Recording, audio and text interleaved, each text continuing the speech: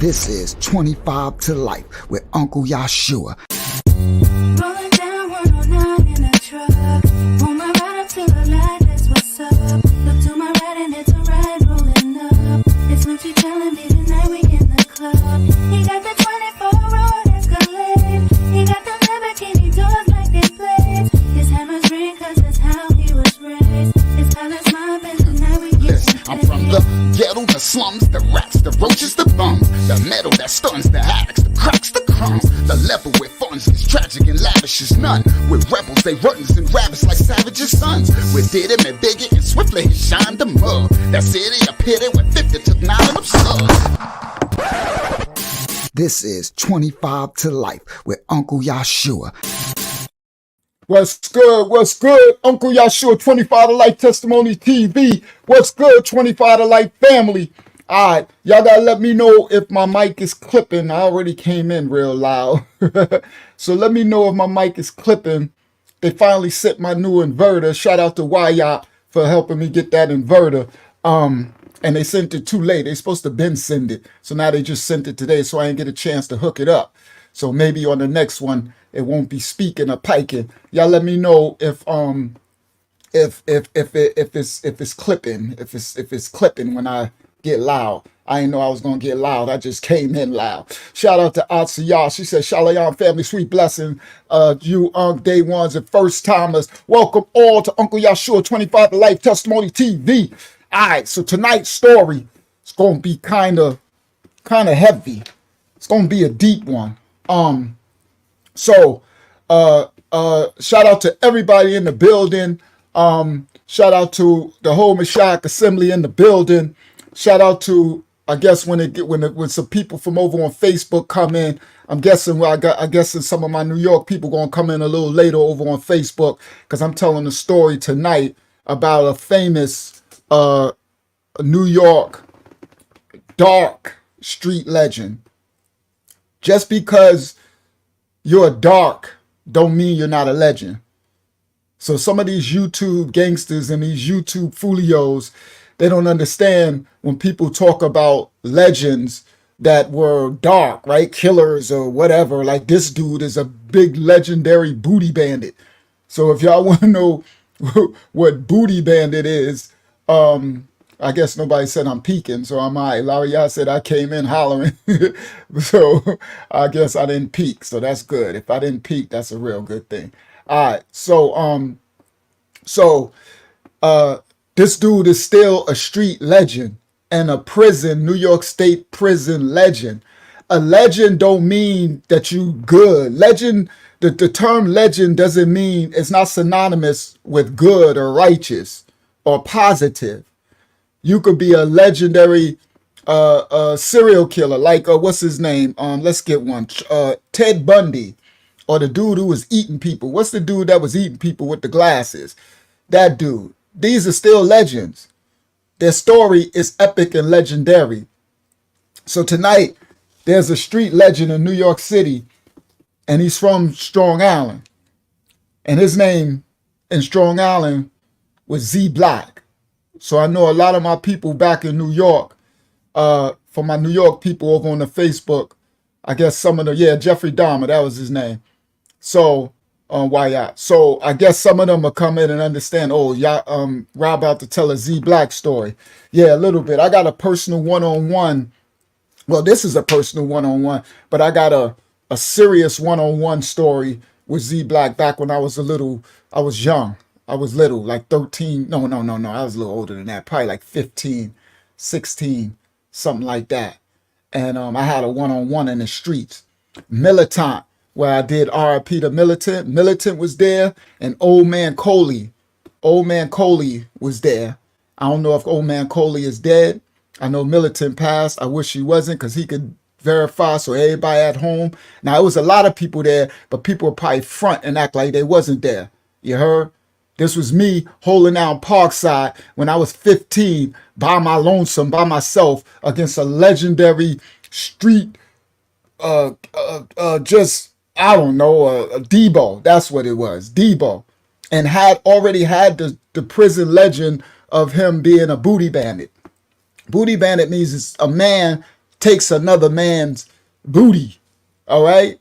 And the bandit means he preys on people. They hunt out people, right? This is a prison thing. That's why I teach on this channel, do not go to prison, young guys and elders, new guys, period. Women too, don't go to no prison, but it's a whole but much different, sisters. Then shout out to Q Dog in the building.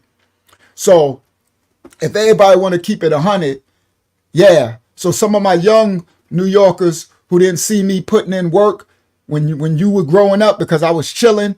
Oh yeah, some of the brothers, some of the Mayas, they seen me put in my work. Yeah, I put in some work going against Z Block by myself, right on the street on South Franklin, in front of the store, in front of everybody. And some of the people who y'all give a lot of credit to, like they so gang, I seen them anteing up they drugs to give to him. And you know someone who I think is alive who can vouch this? Science. Big Science from Martin Luther King Drive. Not Science, though, not the Science that died. Science, big, what's his name? Not Science, that's Scientific who died. Big Sci. He used to have cornrows. His people was from Roosevelt. He's an elder. He's older. He moved on Martin Luther King Drive. Big Science. So those who know, I don't know if Big Science is still alive. Ask Big Science about me when I was little on my bike holding out Parkside against Z Block because he was D-born and I was in the street. I'm gonna tell the story. I told the story in his big channel, whatever, but he chopped up the story and ruined it. But I'm gonna tell it again on another big channel later. Right, that one on that other channel, I think it got like 30, 40,000 views for that story on that channel, but he chopped up the story, so he ruined it. So I'm gonna tell it again on another big channel. Now, what I'm trying to tell y'all is, I'll tell that story. I'll do the story again on this channel after I do it on the big channel, because I gotta wait till this channel get monetized. I'm not about to give all my best stories and it ain't even monetized yet.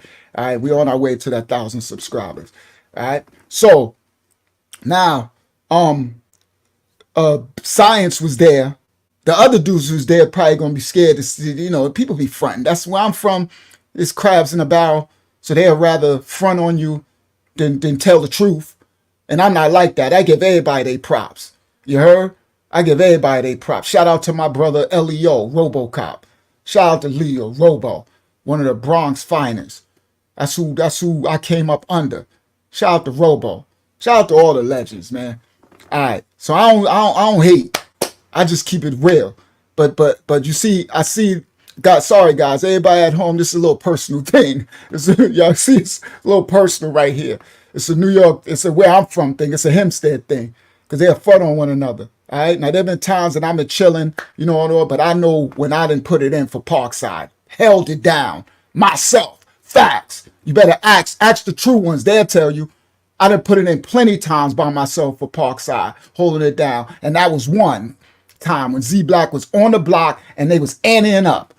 I ain't gonna call out. I could call out names who was anteing up. You heard? I could call it out. But I ain't about that. It ain't about Bimmy stuff. And I mean anteing up, they was getting their drugs together to give to him. And I'm like, you tripping. I ain't giving you nothing. This Parkside. Facts. I'm like, you might be doing that on Terrace. You might have been doing it on the Heights, but you ain't coming here. And then that's when Big Science came. Big Science had just did a bunch of years in jail. He's like, yo, Raw, you know who that is? Now, I'm not going to front and act like I knew who it was when it first happened. Let's keep it real. See, that's what I said. I don't be fronting on this channel. I done told y'all a million times, I'm not the toughest guy from my hood. Nowhere near the toughest guy. I got some real tough killers and stuff that come from Hempstead, Strong Island, and I'll be telling their stories on this channel. Shout out to the Hempstead legends, right? Now, even in our sin and our era, the dark stuff, that was the life we lived in the belly of the beast, you heard? Now, but oh yeah, I held it down. Facts. Now, Science was like, yo, Raw, you know who that is? You tripping, you know who that is? And I'm like, I don't care who it is.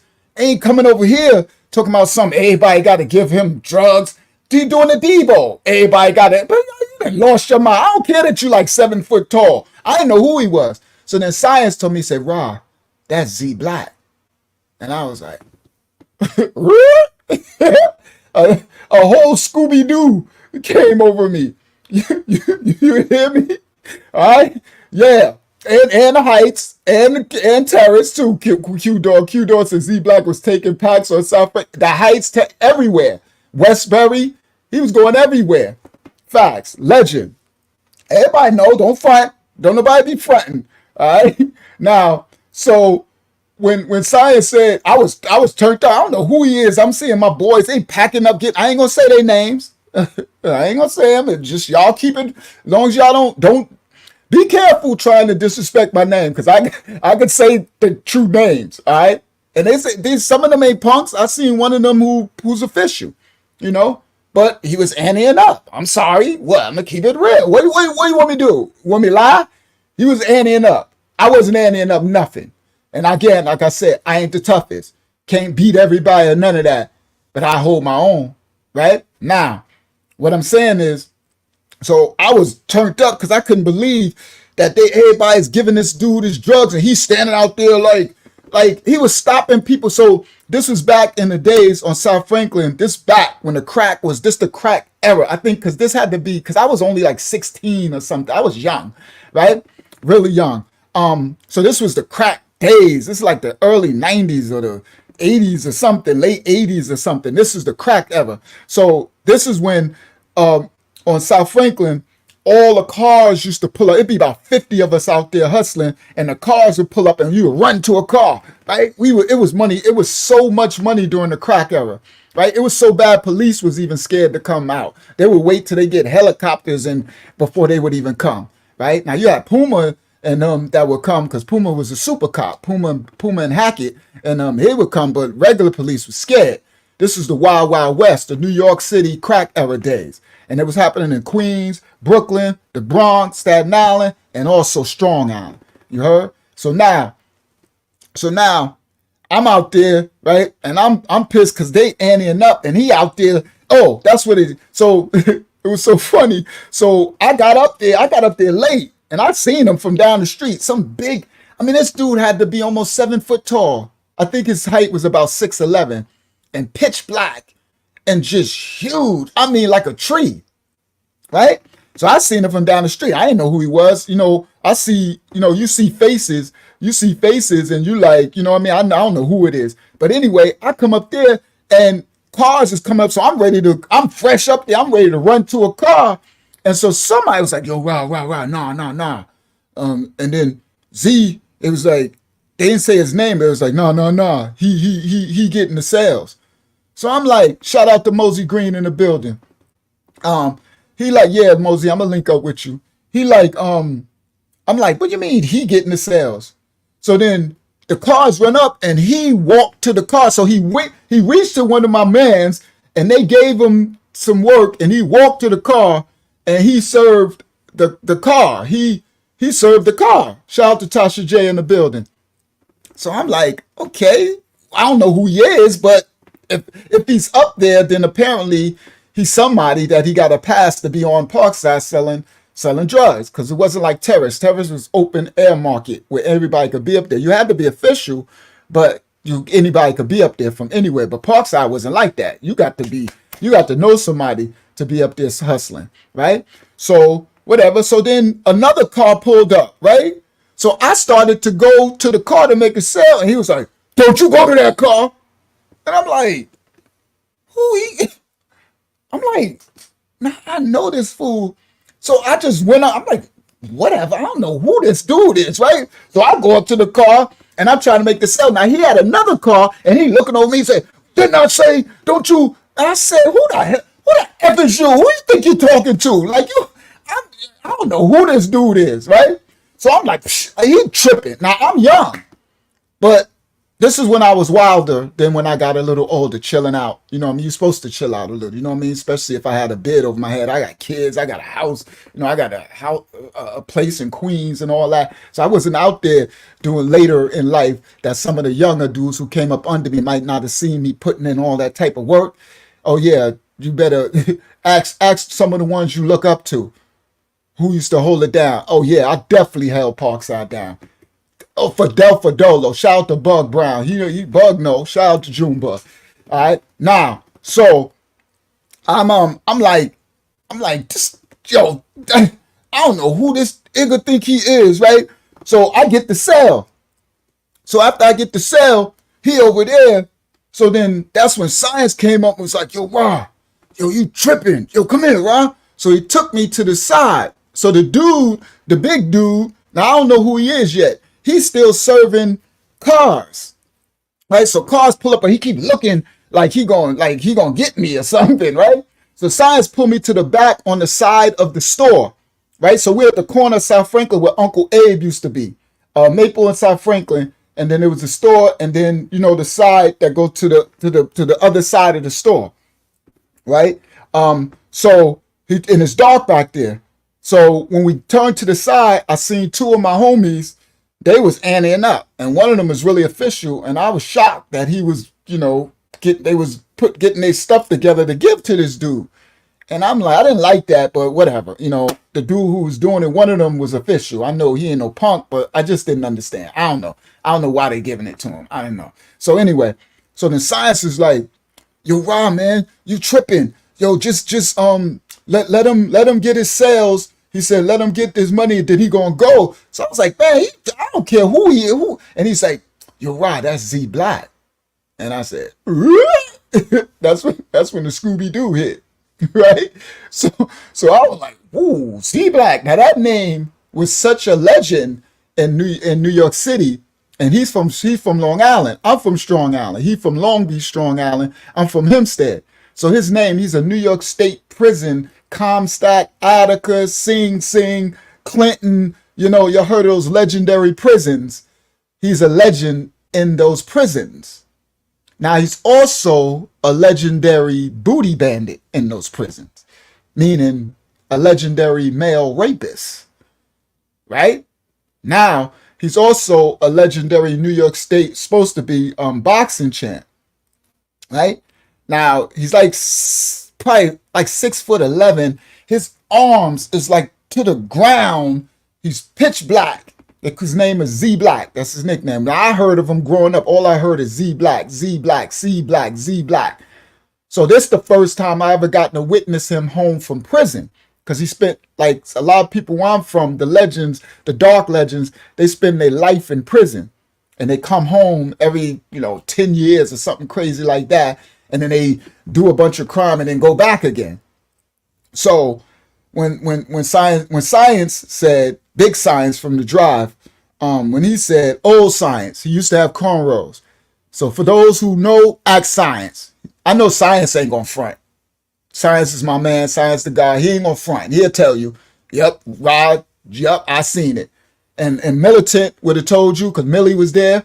And that's when Millie got a level of respect for me. And then Old Man Coley, he really got respect for me because Old Man Coley, I'm going to save the story when I tell that story. I'm going to save what happened.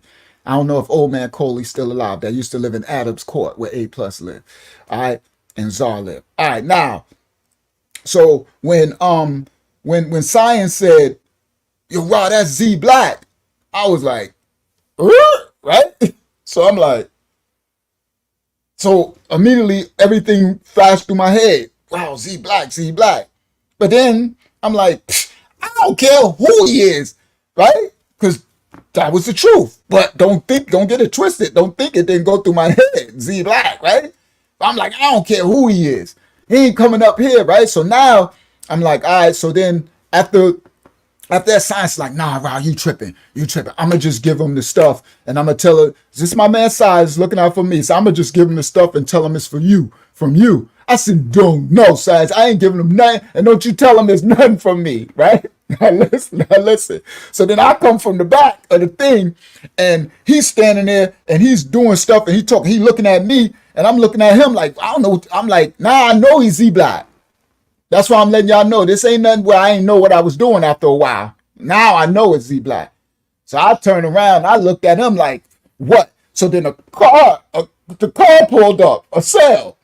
And he looked at me and I looked at him and it pulled past him because he was standing with some dudes and the car pulled past him and he looked at the car. I looked at the car, he looked at me and the car pulled up and he looked at me like, don't you go to that car. I looked at him like, man, this dude that lost his mind. I went right to the car.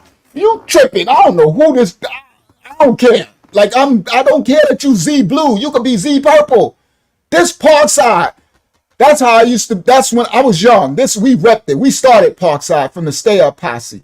That was our, we named it Parkside. It was called the Hills and the Projects, Campbell Park. So that was my hood. Like, you heard? Shout out to the Stay Up Posse and all of us who named it, who the first generation of Parkside. So I got the sale. So when I got the sale, then he turned around. Didn't I tell you? I'm like, what? So now I'm gonna say the story. Now, a situation happened from that. I'm gonna save that story. All right. Now that was my first time ever meeting Z Black, and I had a confrontation. Now, in that story, later he seen me on the Heights.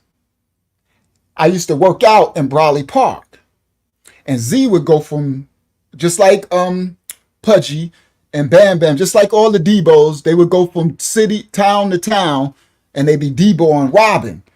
But Z didn't have to rob. Z would just strong arm off his name. They would just give him drugs. So he caught me out there. Y'all think I'm lying? I guess I ain't gonna tell you the story. I'll tell another time. I guess people no, I had my car. So yeah, I was probably around 16. I had my car, but that time I rode up on the bike. I'm not bringing my car on the block to hustle. So I rode up on the bike. So no, I walked up. No, I walked. I didn't ride up on a bike. I walked up. So I guess he must have asked people coming after the situation. Science was like, you crazy, Ra. Like, you crazy, Ra. You better watch your back. Now you got a problem with Z Black. I'm like, I don't care. But, they had been going to prison, but I hadn't. So I guess they had a certain level of fear that I didn't care. I didn't have. All right. I didn't have it. I didn't care. Right. So I'm like, I don't care. Right. So anyway, so I guess he must have started asking about me. And I guess they must have told him that's the guy Rashawn from the 98 posse. He got the green and white 98 with the white wall tires. My famous 98 car, light lime green, the one I showed the picture. I should have put the image up. So now I'm in Brawley Park and I'm working out. Now I'm little. I'm not like this. Like right now I'm 6'1", like 220 pounds. So I got a nice little size on me. Back then I was a whole 150 pounds soaking wet. It wasn't even 6'1" back then. I was probably only like 5'11" or 5'10", probably 150 pounds soaking wet. All right. Shout out to Mo Green. He said, word, I missed that whip. So now when you at Brawley Park and you're in the gym working out, your car is parked on the street. So if someone pulls up or walking up, they can tell who's in the park if they know your car. Hear my stupid butt. I don't know that this Z Black dude was doing research on me to find out who is this, probably like who this, because I ain't gonna tell y'all what happened between us, but something happened. So I guess he tried to find out who this dude that, who this little boy, little dude, because I was little. I was, I wasn't, a big, I wasn't even my legend that I got later as my name, so, but, I was still official.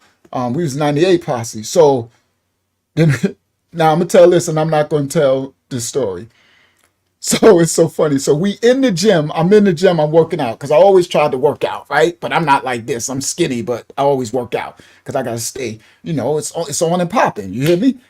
Back then I did my time for any crime that I committed back then. Right. But I always still bust my gun. Right. And that's sin. I don't do none of that stuff anymore. But I still worked out because you never know if you have to fight, right? You never know if you get locked in jail, you got to fight. So I always worked out. So we in the gym, and y'all remember Brawley Park inside gym. For those who know, it's a stage. You got the gym, so the benches by the stage. So we on the benches, and I remember I'm on the bench, and somebody spot me, and I'm doing something, and all of a sudden, all I hear is, "Oh shit!" Hey, and they like, "Oh shit!" You hear everybody, "Oh shit!" And you hear someone say, that's Z Black. And I'm like now I'm laying down on the bench. I can't see nothing. I just hear that's Z Black. And I'm like, and I lift up from the bench, and all I see in the doorway of Brawley, shout out to David Hutchison that used to run Brawley Park Gym. I don't know if he probably would, but Dave used to be in the office all the time. He was probably there that day. Dave was always there. All I see in the doorway of the gym is Z Black. He's so big that he had to duck to get through the doorway.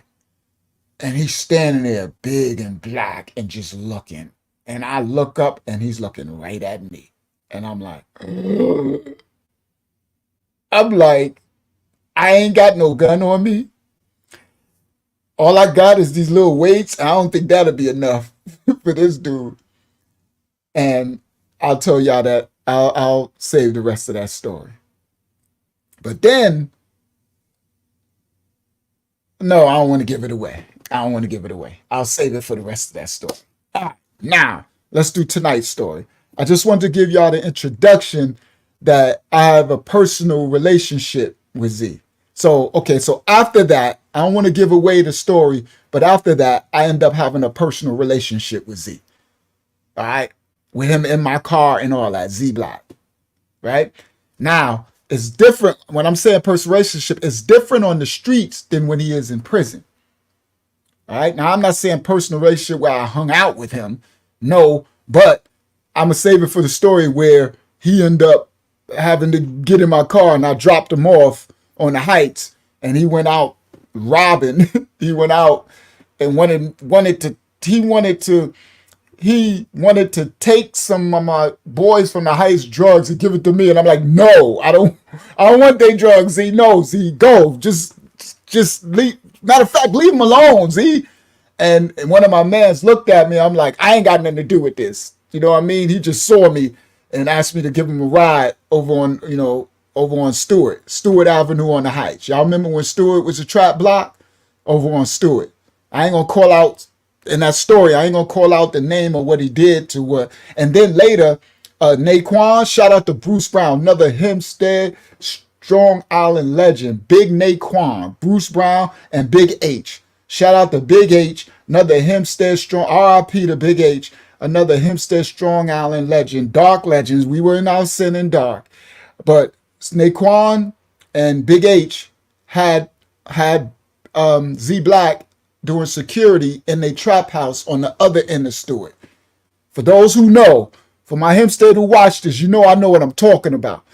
If H was alive, he'd tell you. If Naquan, ask Big Nay. Big Naquan. All right? New York State prison legend as well. About as big as Z Black. Yeah, Big Naquan is like 6 foot, probably 300 pounds. All right? Not quite as big.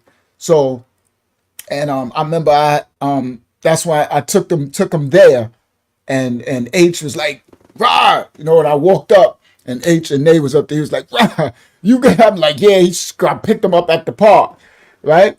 So anyway, I'm just saying this because I knew him. All right. So now, let's get to the story tonight. All right. And I gave that preface because it's gonna relate to this story, what happened in this story tonight. So now the first thing I want to do is I'm gonna play a clip of a person in prison who had an encounter with Z Black. Z Black, I guess later in prison, became a notorious dark killer booty bandit called PISSY Black. Right? So yeah, I seen at the beginning of the comments, people were like, where Unc get this picture from? I tried to find a picture that looked crazy, and that picture looked crazy on the thumbnail. Right? That picture looked crazy. You see the dude face? That dude face looked like he wants somebody's booty. I was like, this is the perfect picture right here. Right? So I know a lot of y'all was tripping off that thumbnail. All right, so now, I'm gonna play a clip of this another street legend that went to prison, and Z Black, who now became PISSY Black, tried to rape him in prison. And this brother is gonna tell this story I'm gonna play it in a second, right? Because it's gonna give you the foundation of me telling my story, all right, about Z Black, Pissy Black. Now, that I'm gonna do tonight. Now, before I play his clip, I want to play another clip that I did a movie on my channel. That's my biggest movie on the channel so far. And I'm about to make more movies because I got to blow this channel up. And the movies they seem to like. And it's about a Detroit a serial killer, right? A street a goon serial killer. And in me doing a review of the story, I tell a story about, for the young youth, don't go to prison because you could run into one of these men in prison, these big 6'5", 300-pound killers, and they might want to rape you. So my job is to deter the children, well, the young men, from getting themselves in this predicament and going to prison, from trying to be thugs in the street and all gangster with your pants hanging down off your butt. And that means your booty is open for sale, right? So my job is to deter them from that. So I'm on the channel, and then here come these folios. Some of them, man, prison ain't all about people taking your booty and that. See, those be the ones, and see, you're not guaranteed for that to happen to you, but you ain't guaranteed that you won't get put in this situation. So my job is to direct the youth and those who don't know to not be put in that predicament. Yeah, you could go to a place or a house and you could be all right. You could do 10, 20 years. You might have to stab somebody. You might have to do something. But what if you was that one that you just got caught out there? They put you into a house or a tier, and next thing you know, this big 6'11" dude is standing in the middle in the doorway of your cell, and you're inside the cell, and you 5'6", 150 pounds, soaking wet. So my job is to deter it, and I ain't trying to have these people come. So I used, I'll show y'all. I can show y'all better than I can tell y'all. So now I'm gonna share. This is, here it go, right here. This is, so let me share screen. Lego, let's get this party started.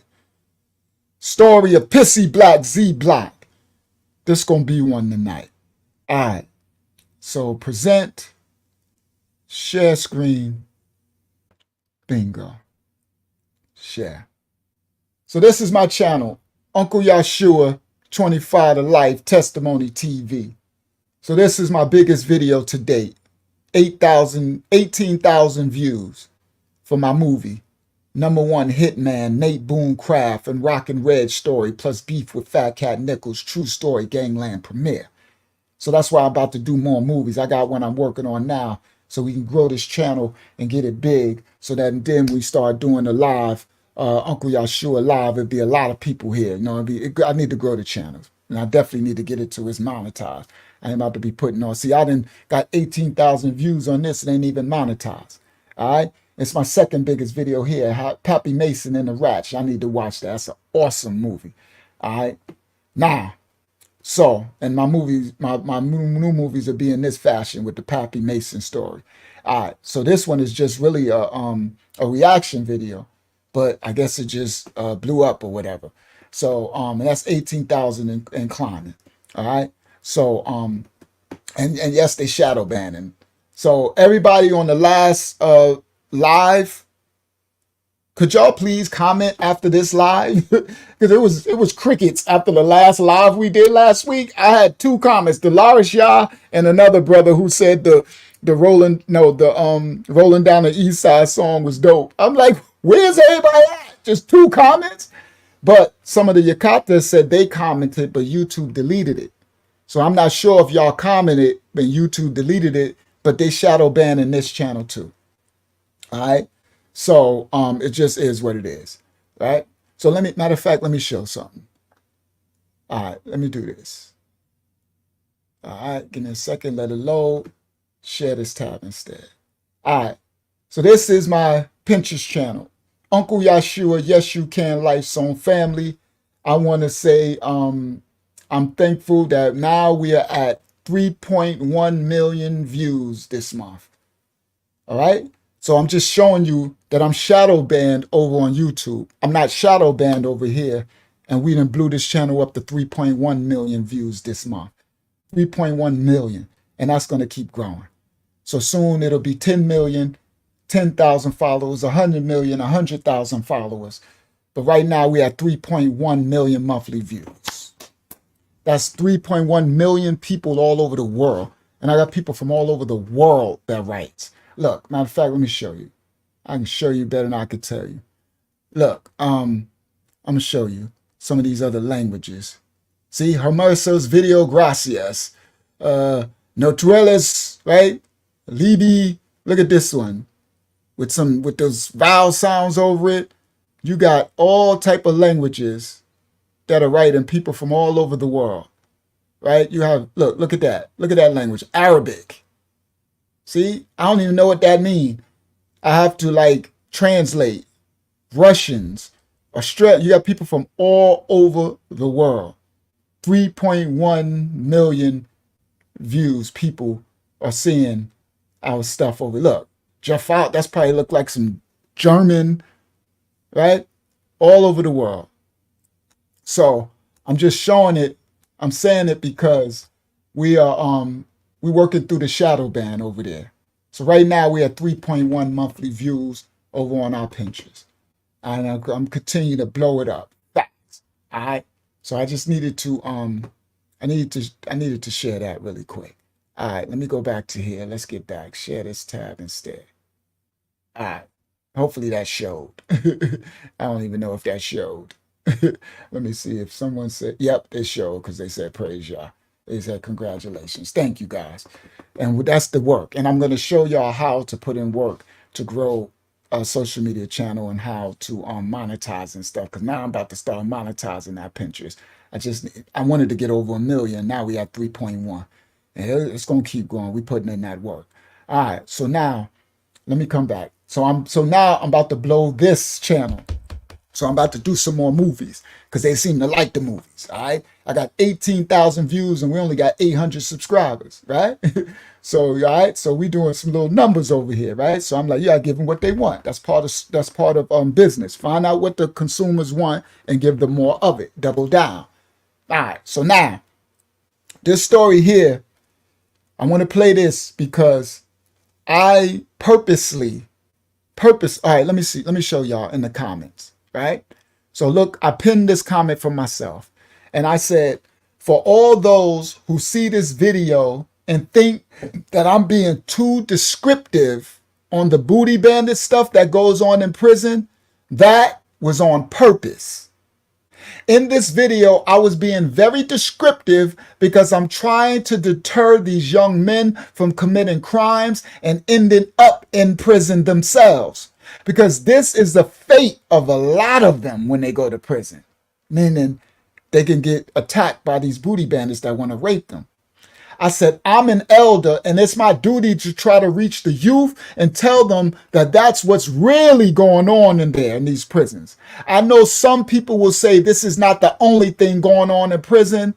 Most of them that say that are internet dudes who never even been to prison, or else they would understand why I'm trying to warn my young brothers about this.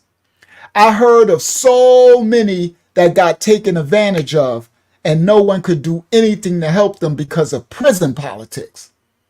I got a job to do, and it is to warn the youth, the young brothers, not to go down this avenue.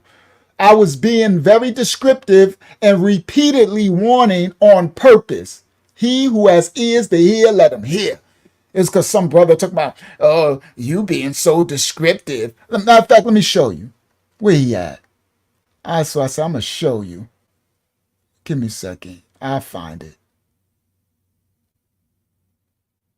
Where he at? Because I'm going to read what I said to him. Clowns, internet clowns. Where is it? Sorry guys, I'm gonna get to it's a lot of comments. There we go. This New Jack production. Man, you were being too descriptive with that rape-ish, and you too obsessed with booty bandits like that's all that jail is about. What the F you on? Then put some smiley faces, right? You wanna know what I wrote? I don't play with these people. I said, shut up, clown. You the type of punk that would be in there hoping that I could protect you from the booty bandits. I could tell you ain't never been in the New York State prison system talking like that. Another YouTube gangster. But I was expecting those.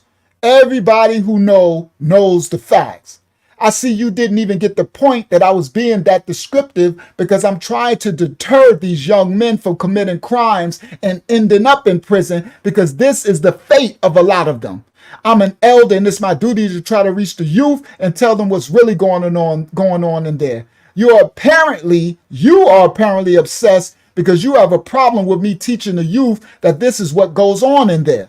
So you're probably a down low bandit. That's why you capping for them. I guess you would have rather I left that part out, right? LOL. I got a job to do, and it is to warn the young brothers not to go down this avenue. And I wasn't talking about jail, clown. I was talking about prison. And then I put, man, I'm not built for this YouTube clown stuff. LOL. Right? And then the brother Clutch Media said, you are green and have no clue what's really going on. You better fly straight and live right. LOL. And I said, whole facts, King. I'm just trying to warn them. There's a whole nother level of wickedness waiting for them in there. Facts. Okay? Shout out to Brooklyn Red. Look, he was the next comment. He said, Dag, I seen this episode of Boone and said the same ish. You said that's the Grim Reaper himself. He said the same thing. Shout out to Brooklyn Red. Fat Bush in the building. All right? So, Brooklyn Red been rocking with me for a long time. Look, that's 8 months ago. So I'm telling you, so that's why I'm bringing it out. So I was very descriptive in this video because I want these young bros to know they don't understand that you can end up in prison and you can run into PISSY Black, Z Black. And I'm going to play a video of the brother who PISSY Black tried to rape him, saying it himself. And this brother is a goon. He's a New York legend. All right? So this stuff I'm talking about ain't no joke. And then I had where this dude at? This Italian dude. And then we're going to get started. Where he at? Look, here we go. Now I got Vito Martucci Jr. He want to write, honestly, jail and prison ain't what you making it to seem. I'm 5'8" and 160 pounds. Not a big guy. My father is also the same size. I have never been disrespected in prison. You get the same energy you put out. And my father has never been disrespected in prison, and he did over 2 decades, 20 years, for bringing in raw heroin from Sicily to America for over 20 years. And I tell you his crime to let you know he wasn't in prison for murder or any violence. No matter what size you are, men respect men. This dude is a clown. That's what I'm talking about. That's how you know. Look, all right, let me see. Y'all can see this stuff trigger me, right? Let me calm down a little bit. Now listen, he said, no matter what size you are, men respect men, and having real power has nothing to do with the size, and the biggest goon will recognize that. That's why I'm speaking. I'm saying it in that tone because that's what I hear. That's what I hear from this, a little girl talking. So I said, brother, jails and prison are different everywhere you go. I said, so what I'm saying by that is, don't sit up here and tell me, you can't make no blank statement talking about, well, jail and prison is not like that. You go to the wrong prison. You go to some prison in Tennessee or somewhere and the whole prison be full of rapists. Like the culture of it is to rape people when they come in gangs of them. You can go to another prison and the politics of it is to make sure that nobody prays booty bandits can't live there. My job is to warn them. You don't know where you're going to get sent to.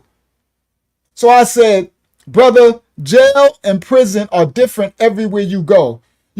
I said, you got a whole mafia type of Italian name, so you can't speak on the experience of someone else, especially on our black people. His name is Vito Martucci Jr. He talking about his father came from Sicily. So you probably, idiot Jews, you're probably a whole mafia trying to tell me because you 5'8", 160 pounds, ain't nobody bring nothing to you because of your name. You probably was under some Italian mafia cover, right? That's why I'm like, man, that's his YouTube. That's why I said I am not built for these YouTube streets. Like, oh my god, you need some real thick skin. So now when the comments get too stupid, I just delete it, remove it. But I'm not built for that. These little internet gangsters, internet wannabes, this idiot Jews talking about he 5'8", 160 pounds. Z Black would have had your little Italian butt right over that sink, right? You got into the wrong situation. All right, not saying you couldn't defend yourself, but I'm not here for that. I'm here to warn these people that you ain't guaranteed when you go in there that you ain't gonna get put in this situation. And they be in certain prisons in New York State, they have the officers, the CO, the guards that be raping people.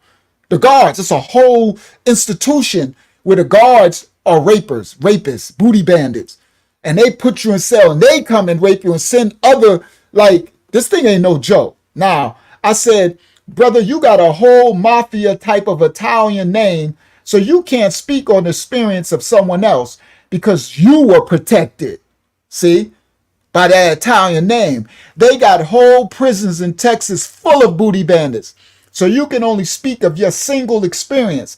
I'm trying to warn the young dudes that prison ain't no joke and they can lose their life in there. If you want to start a channel and promote that you had a good old glorious time in prison, then go right ahead.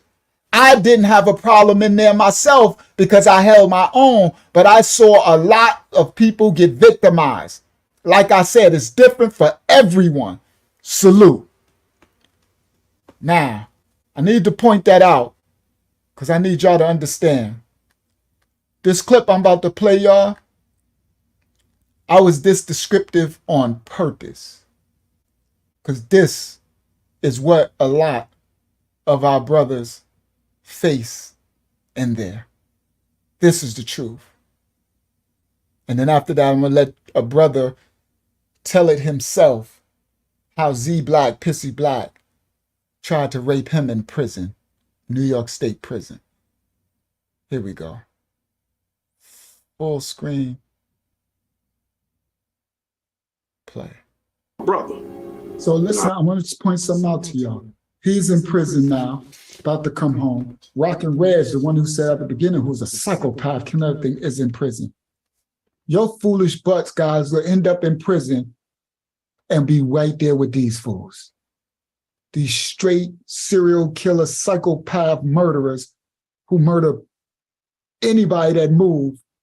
And you, listen clearly, you walk your little butt up in there with your little bedroll and you come up in there and they be like, go in cell 74B. You walk in there and Rockin' Reg is sitting there like, who you? You done got a bunkie with a serial killer and you don't even know it. This is a fact. Y'all better understand. Y'all better listen to That's what 25 to Life Street tells you. It ain't like these other ones. I'm going to try to teach y'all to stop. Yo, dude, trust me, y'all just want to stay home and work. You end up in this fool cell. This fool is huge. Look at him. He's huge. And he's a trained assassin. He'll kill you with his hands. Facts. No martial arts and all that. Trained assassin. Imagine if he was a booty bandit. What you gonna do, my dude? They close that cell, lights out, gling, gling, 12 in the morning, you sleep, you wake up, he's standing over you, boom, punch you and knock you out. Then they take the sheets that they make, they cut the sheets into three shreds, 3 strands, and they tie the sheets. They take their foot and put it in and put it in a knot, make a knot and tie it and pull, tie it and pull, tie it and pull. They make a rope. And when they make the rope with their sheets, they use the rope to tie you with and tie your hands behind your back.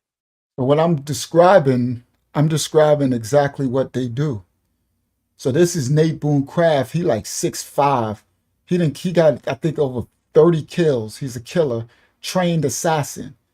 And I'm like, let me use this little Vito Satucci dude since he wants to be prison jail ain't everything that you say it could be. Lil Vito is 5'8", 160 pounds. He talking about it don't matter the size. Big, real size people respect. That's how you know this dude is a clown. That's how you know that if he was really in jail, he was protected under his mafia name. Because ain't no size. I'm sorry, unless you really got something to protect yourself with. So I was saying, this dude is your bunkmate. He's 6'5". He done killed 30 people with his hands. He know martial arts. He can snap your neck like he's a trained assassin. You sleep in your bed, Vito. You, right? You sleep. Next thing you know how you wake up? Boom! He done punched your whole head through the bunk. Right? That's how you wake up, with a fist to your head that knocks you out so you don't even wake up. So after he knocked you out, you wake up now with a sock in your mouth and your hands tied behind your back. Like, Vito, who does whatever his name was, right? And I was just explaining how they make a rope. They cut the sheets into 3 strips, a 3-strand cord, and they tie it. See, I know the stories. I done been there. I know the stories. I done been there with killers. I know people. Some of my people have done prison life bids, and I know the stories. So I'm trying to warn, but then you got these YouTube clowns want to be everything in jail ain't. That's some little girl. That sounds like you sure enough would be someone's little girl in there saying that stupid stuff. All right. Thank you to Phyllis Richards. I appreciate it. Thank you, sister. So now, that's why I'm being so graphic, because, and I had people in the comments that said, "Thank you, Unc. Thank you for being so graphic." Because I'm sure enough going to just keep me a job. I have people in the comments saying thank you, right? And that's what this channel is about. That's what, matter of fact, let me do this. And then we're going to continue. I want y'all to see something.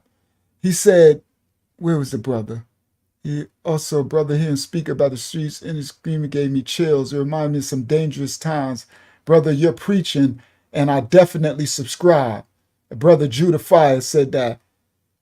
He said he was from Detroit. Shout out to Judah Fire. There was another brother that wrote. He said, such a killer. Not that one. I appreciate this one, I think. He said, I appreciate these stories, Unc.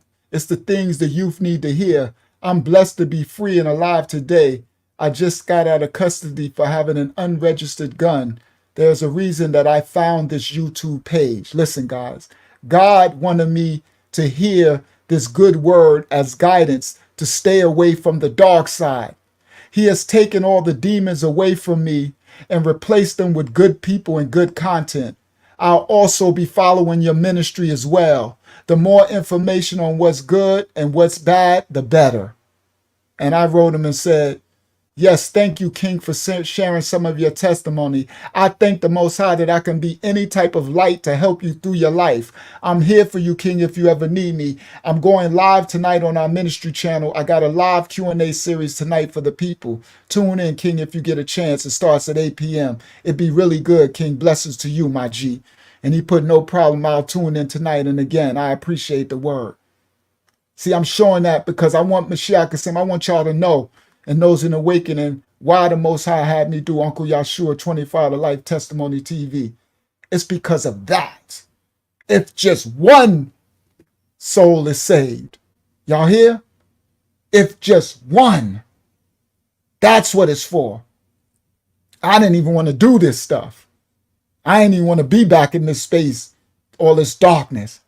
But the Most High's children is there. Their children, they're lost. The world is teaching them that they can be gang and do anything. And, like they can just, oh man, I've seen people get victimized and I couldn't do nothing about it because of prison politics. I can't do nothing about it because that's just jail and prison is no joke. No joke. And people go into it, and my duty is to warn them. So I was being graphic as possible. All right, let's continue. Graphic as possible.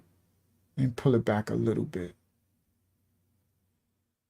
4B, you walk in there and Rockin' Reg is sitting there like, who you? You done got a bunkie with a serial killer and you don't even know it. This is a fact. Y'all better understand. Y'all better listen to That's what 25 to Life Street tells you. It ain't like these other ones. I'm going to try to teach y'all to stop. Yo, dude, trust me, y'all just want to stay home and work. You end up in this fool cell. This fool is huge. Look at him. He's huge. And he's a trained assassin. He'll kill you with his hands. Facts. No martial arts and all that. Trained assassin. What? Imagine if he was a booty bandit. What you gonna do, my dude? They close that cell, lights out, cling, cling, 12 in the morning, you sleep, you wake up, he's standing over you, boom, punch you and knock you out.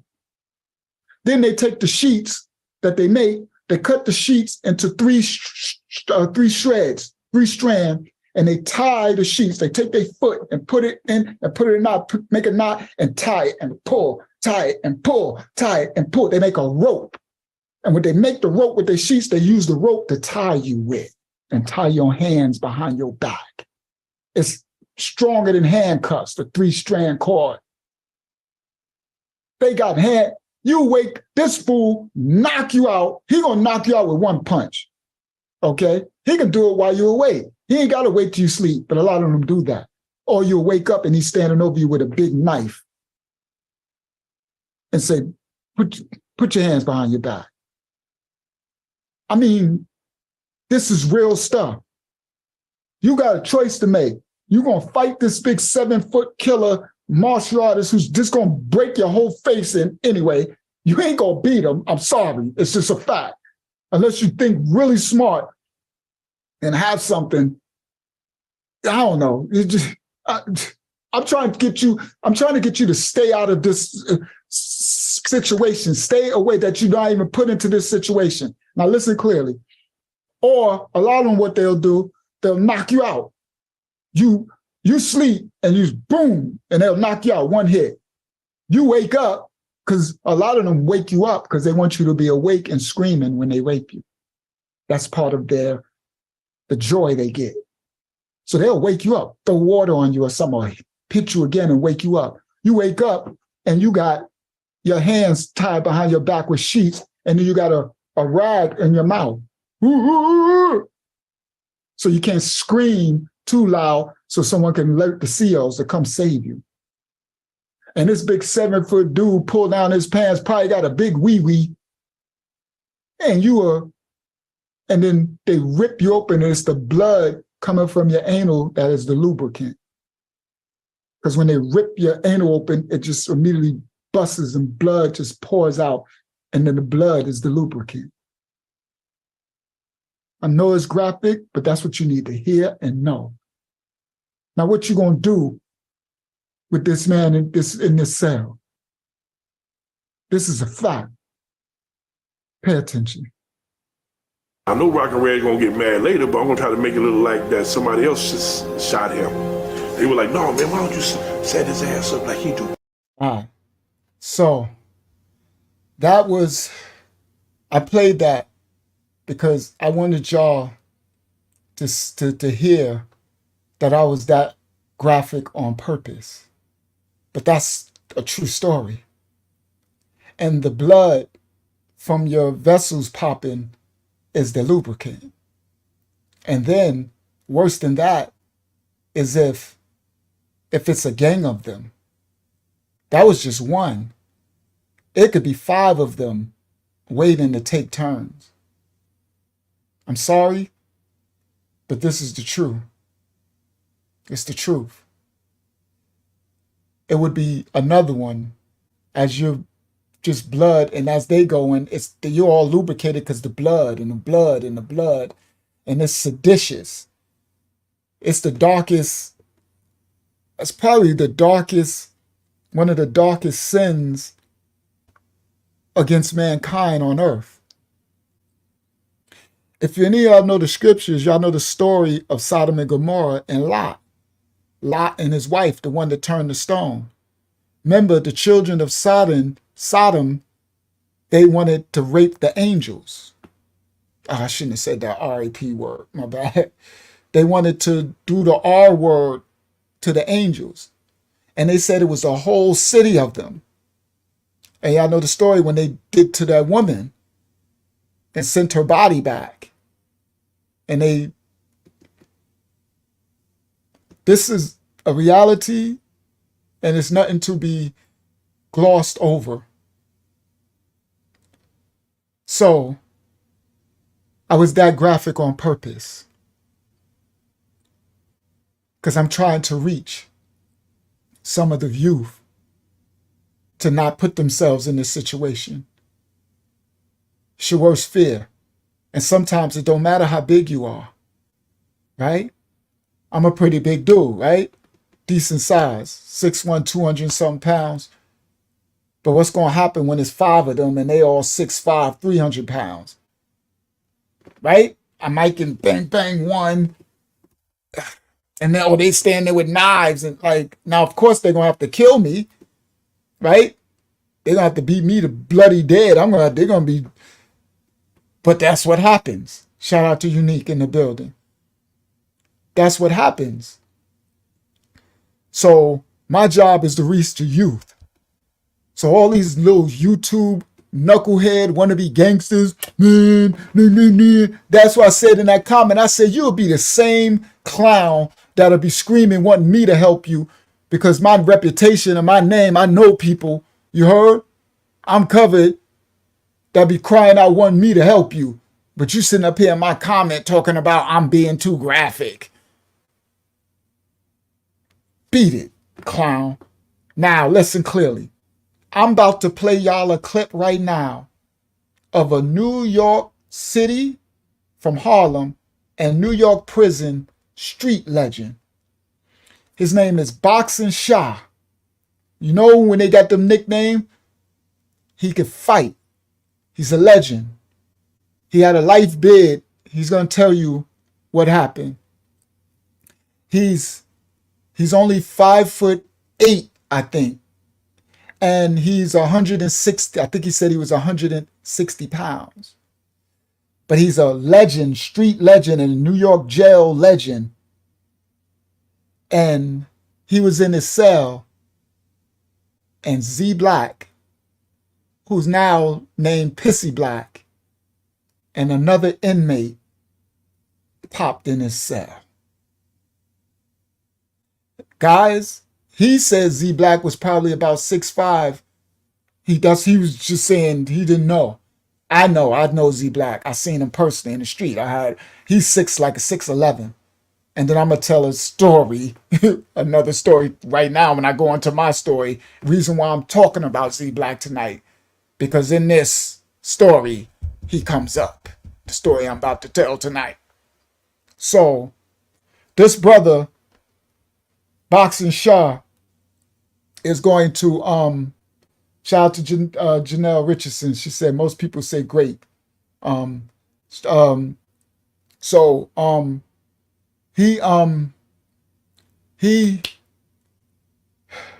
Boxing Shah was a legend that could fight and hold his own and hold it down. And he found himself in this situation where he could have lost his manhood. And he ain't no joke. He ain't no punk. I don't know, he could probably beat me. I don't know, you know what I mean? I could fight, but I ain't the best, you know what I mean? But of course, I'm going to go one-on-one. But don't sleep on somebody being short. Because I know my little man, Robo, my man, my elder. Shout out to Leo, Strong Island Hempstead's finest from the Bronx. Leo short, like what Leo, like 5'6"? Leo knocking stuff out. Don't sleep on someone being short, because they short and fast, and it's hard to catch them. But shout out to Robo. Love you, Robo. You my day one. I got started under you. Ain't nothing changed. I know we kind of went our separate ways a little bit, but I don't want you to think anything changed. I ain't never looked. I always looked at you. You were my official.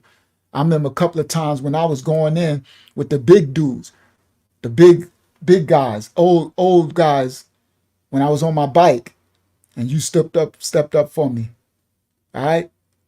And that was another thing that showed my man Elio that my heart, because I was ready to fight. I used to fight the big grown dudes because I ain't have no big brothers or cousins or nobody to help me.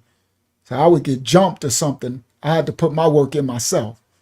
And Elio was a little short. He's still short, still official. I saw your pictures on Facebook, still looking good. I know we still look good, right, Elio? All right, now, here we go. So that's what I'm about to talk about, Dow Winston. That's what I'm about to show it right now.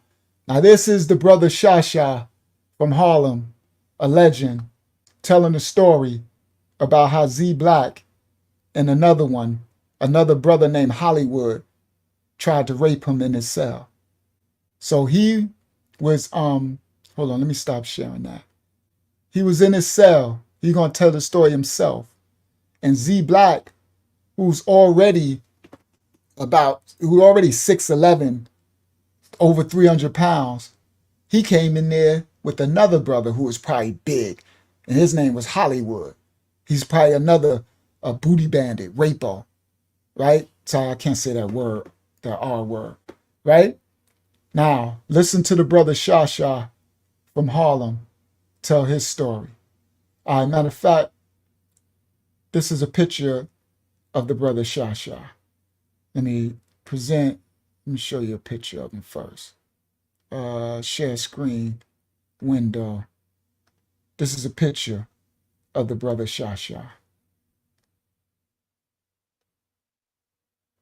All right, from Harlem. Boxing Shah. Official. Sound like a really good dude. Smart, but, the life of some of us that we born into some real dire circumstances. All right, so that's Yahshuah. So now this is Yahshuah telling y'all his story of how Z Black, PISSY Black tried to rape him in prison. And this is from St. Last channel. Shout out to Jim Pop Louis V in the building. I don't know why St. Last took my video down. I don't know. I guess I'll have to reach out personally. I don't know what it is. But my video would have probably been at 50,000 views. My other one probably been at 20, 30,000. I had some of the biggest views on the channel and he took them down. I don't know what that is. So I'm probably going to have to reach out to him personally like, yo, bro, why did you take my videos down? But whatever, man. You know what I mean? I'm used to BS. You know what I mean? I ain't got time to be worried about that. I blow my own channel up and do my own thing. But shout out to everybody from Gen Pop. And shout out to those who let me know that they took my video down. I didn't even know. The brother came in my comment like, yo, Unc, where's your video? The one where you talk about IU and Tretch and Tupac and the one about Roosevelt and Busta Rhymes. I've been looking for it and it's gone. I'm like, huh? I go on the channel and it's gone. Brother then took my video down. Probably over 50,000 views now. It is what it is. I don't know what it is. I don't know if it's a Strong Island hating thing or a personal me. I don't know what it is. But again, I'm not into the YouTube games, right? I could have played the YouTube game and went out and started disrespecting them. I'm telling y'all facts, right? Now, I went there too, Katie. It was up there. Then it took it down from there too. So I don't know, Katie, kid. I don't know. I'm going to have to reach out. That's why, you know what I mean? I'm not about the disrespect, meaning I could have started making videos disrespecting them, and that blows your channel up. You know what I mean, Katie kid? They blow up off the, if I go at them, next thing you know, my subscribers going up. You know how others do. They go back and forth with the YouTube drama beef. But I'm not about that, Katie. I'm cut from a different cloth, and I really don't play the YouTube game. You understand? My channel is to teach people not to do this stuff. So, but I didn't think of it. I was like, woo, that's a perfect intro. I could just start dissing them. And next, you know, my channel going to blow. We going back and forth, but I'm not into that. So I'm going to reach out and find out, you know, what happened, brother? Like, what I do? I don't know what I did. Like, you know, I love the brother. I was Jim Pop all day. That's what I'm like. So I don't know. All right, so yeah, Katie, though it was on the Roosevelt one. Definitely was on the Gym Pop channel, but you still shouldn't take it down from the big channel. You don't stop my views over there. But then it took it down up there. I don't know. So I'll find out, Katie. So anyway, this is from the brother Saint Last channel. Shout out to Gym Pop TV all day. Right, nothing but love for me. I ain't never did nothing. I don't know what it is. It just I'm used to Julio stuff. So whatever. I'm about to blow this up, KB. Watch what I tell you. You heard? Watch. I'm about to do my other movies and blow this up. Yeah, you heard? Well, I'm already getting 17,000 views. I only got I ain't even got 1,000 subscribers. All right. So this is from Say Last channel. Shout out to Jim Pop out there all day, every day. All right. Love y'all over there. All right. Love you too, Laz. I don't know what happened, but I guess I'll find out. I need to reach out to you and find out what happened. I've just been busy. All right, so here we go. This is the brother Shasha explaining how Z Black and them tried to rape him in prison. Video file, no, share screen, share window, bing, share. There we go. So it's titled Pissy Black Tried to Rape Me in Attica. So this brother Shasha was in Attica prison, New York State prison. Now, I'm going to have to stop because he talks really fast. So I'm going to stop it and then kind of explain what he's saying sometimes. But here we go. Salute to brother Shasha.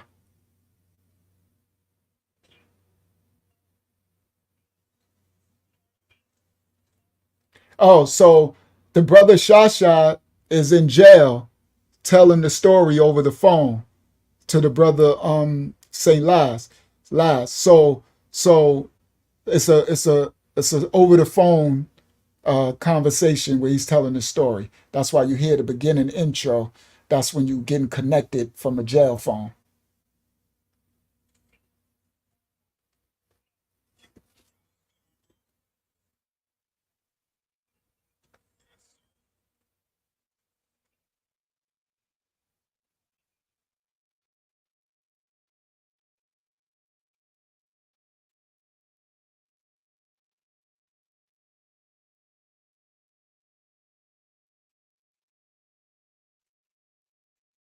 You heard that? He said at the age of 15, he was tossed into this world of violence because some man was violating his mother and he killed the man. So he was tossed in jail. There's no audio? Oh, crap. All right, how I'm going to do it then? No audio. Pull it. Oh, I know how. Pull it into. Okay, go to the file. I can go to the file. Thank you guys for telling me no audio. And then pull it in to here. Give me 1 second. Thank you guys. Pull it in. And then 137. Okay. 137. 130. Thank you guys. Thank you. All right, here we go. Let me pull it back a little more just so y'all can have more of the intro. Thank you guys. All right, so now let me come over and see what's being shared. All right, so if I go, I think, no, that's not the one. Stop sharing. Bang. Present. Share screen. Here we go. It should work. . Share. All right. Let me see. Y'all let me know if y'all can hear it in the comment. To www.nyc.gov/d/o/c. Yo, what's good, my bro? What's happening? You ready for this, man? Yes, sir. Okay. My name is Alfred Yahshuah Stewart. I was born and raised in Harlem. I really don't like to talk about this topic. I'm going to elaborate and clear the air. At the age of 15, I was tossed into a world of violence for defending my mother, where a man beat her into a coma, and I went to jail for killing this man. I went from Spofford to T-74 on Rikers Island, which was Razor Tag Central, because that was the choice of weapon, which was a gemstone razor blade, which is where the term $150 across the street comes from. So he went to prison for defending his mother. A man beat his mother with a beater to death. He defended his mom and killed the man.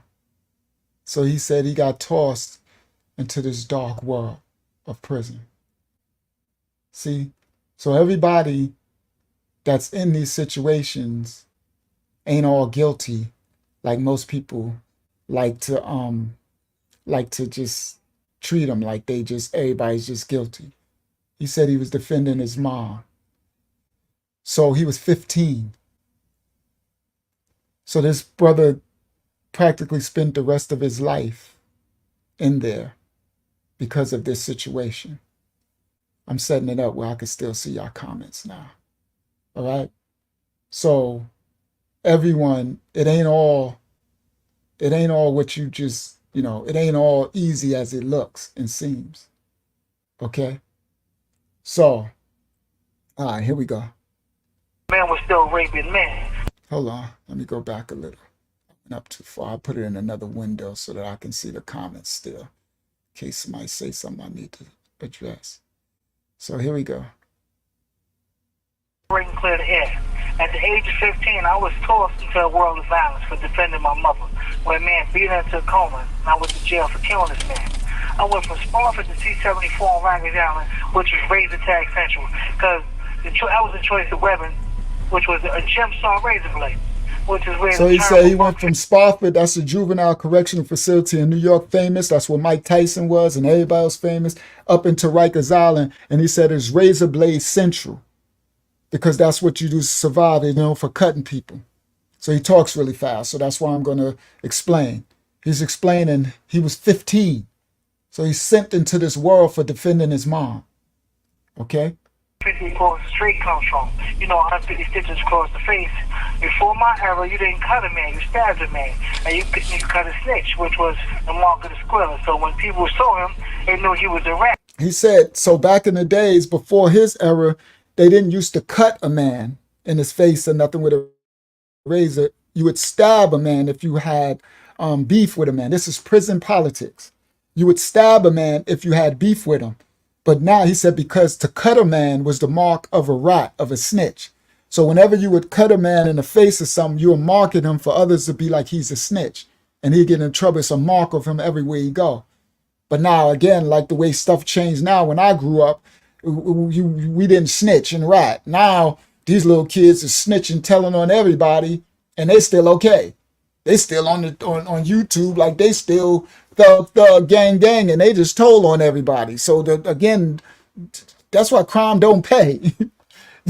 Ain't no loyalty, ain't no street code. Especially no more, go on and get you a job, go on and get you a wife, go on, get you a family, go on, go to work. You don't want to be in this. You don't be selling no drugs. Don't be doing no crime at all because you don't want to get caught up in this. So that's what he's talking about. He says Razor Blade Central, they cutting everybody. But he before my time, it used to be, they didn't cut people like that. All right? So I'm just explaining so y'all can know what he's talking about. Razor Tag Central, because that was the choice of weapon, which was a gemstone razor blade, which is where the term a buck 50 across the street comes from. 150 stitches across the face. Before my era, you didn't. So the buck 50 said with the term a buck 50, 150 stitches across the face. That's a buck 50. So New York thing cut you from ear to here, from top of your head to your mouth, or from ear to ear, whatever. Buck 50 across your face. That was a famous thing that they wanted to do, give you 150 stitches across your face. Cut a man, you stabbed a man, and you cut a snitch, which was the mark of the squirrel. So when people saw him, they knew he was a rat. So anyway, I went from ragging down to cocksacking, where you ran into the same people who just couldn't have beef with the ragging down, so the beef started. Oh, so no, Laria, it's not a snitch thing no more. So that used to be back in the days, my era. He said before his era, when we was little. I know it's called honor among thieves. I know it sounds crazy, but in the dark realm, there was still a level of dark honor. That's in prison. Okay, so some dark street codes was you don't harm women and children. See? That's honor among thieves. So what he was saying, Laria, was back in the days, you didn't cut a man in the face because that meant unless he was a snitch. Now, Laria, you probably see a bunch of people with cuts in his face because what he was talking about, that don't matter, Laria. What he was talking about was in the 90s and in the 2000s in Rikers Island and in the Spofford in New York State in the system, they just started cutting people in the face for fun. So everybody gets cut in the now. That's why that 40-year-old dude probably just got cut in the face because he happened to be in Rikers Island. They was cutting everybody. That was the thing. Everybody's getting cut. It was like a razor tag. So everybody's cut all over the face now. So that's what he meant. He's saying back in the days they had more honor. All right. So here we go. I was all over again. So I got into raise the fight and went to Southport Box and then was sent to Attica Correctional Facility. Okay. So he said, he talks so fast. He said, so I got into razor tag, right, in jail and was cutting people in the face and then got sent into the box, into solitary confinement, okay? He got sent into solitary confinement and sent into the box. That's the hole, right? And I think he said in Attica. So he's giving you, he's setting up the story how he got into this situation. So let me... Street comes from. 150 stitches across the face. Before my era, you didn't cut a man, you stabbed a man. And you cut a snitch, which was the mark of the squirrel. So when people saw him, they knew he was a rat. So anyway, I went from ragging down to cocksacking, where you ran into the same people who just couldn't have beef with the ragging down. So say he left Rikers Island and he got sentenced now to a state time in prison, New York State, and went up to a state prison called Coxsackie.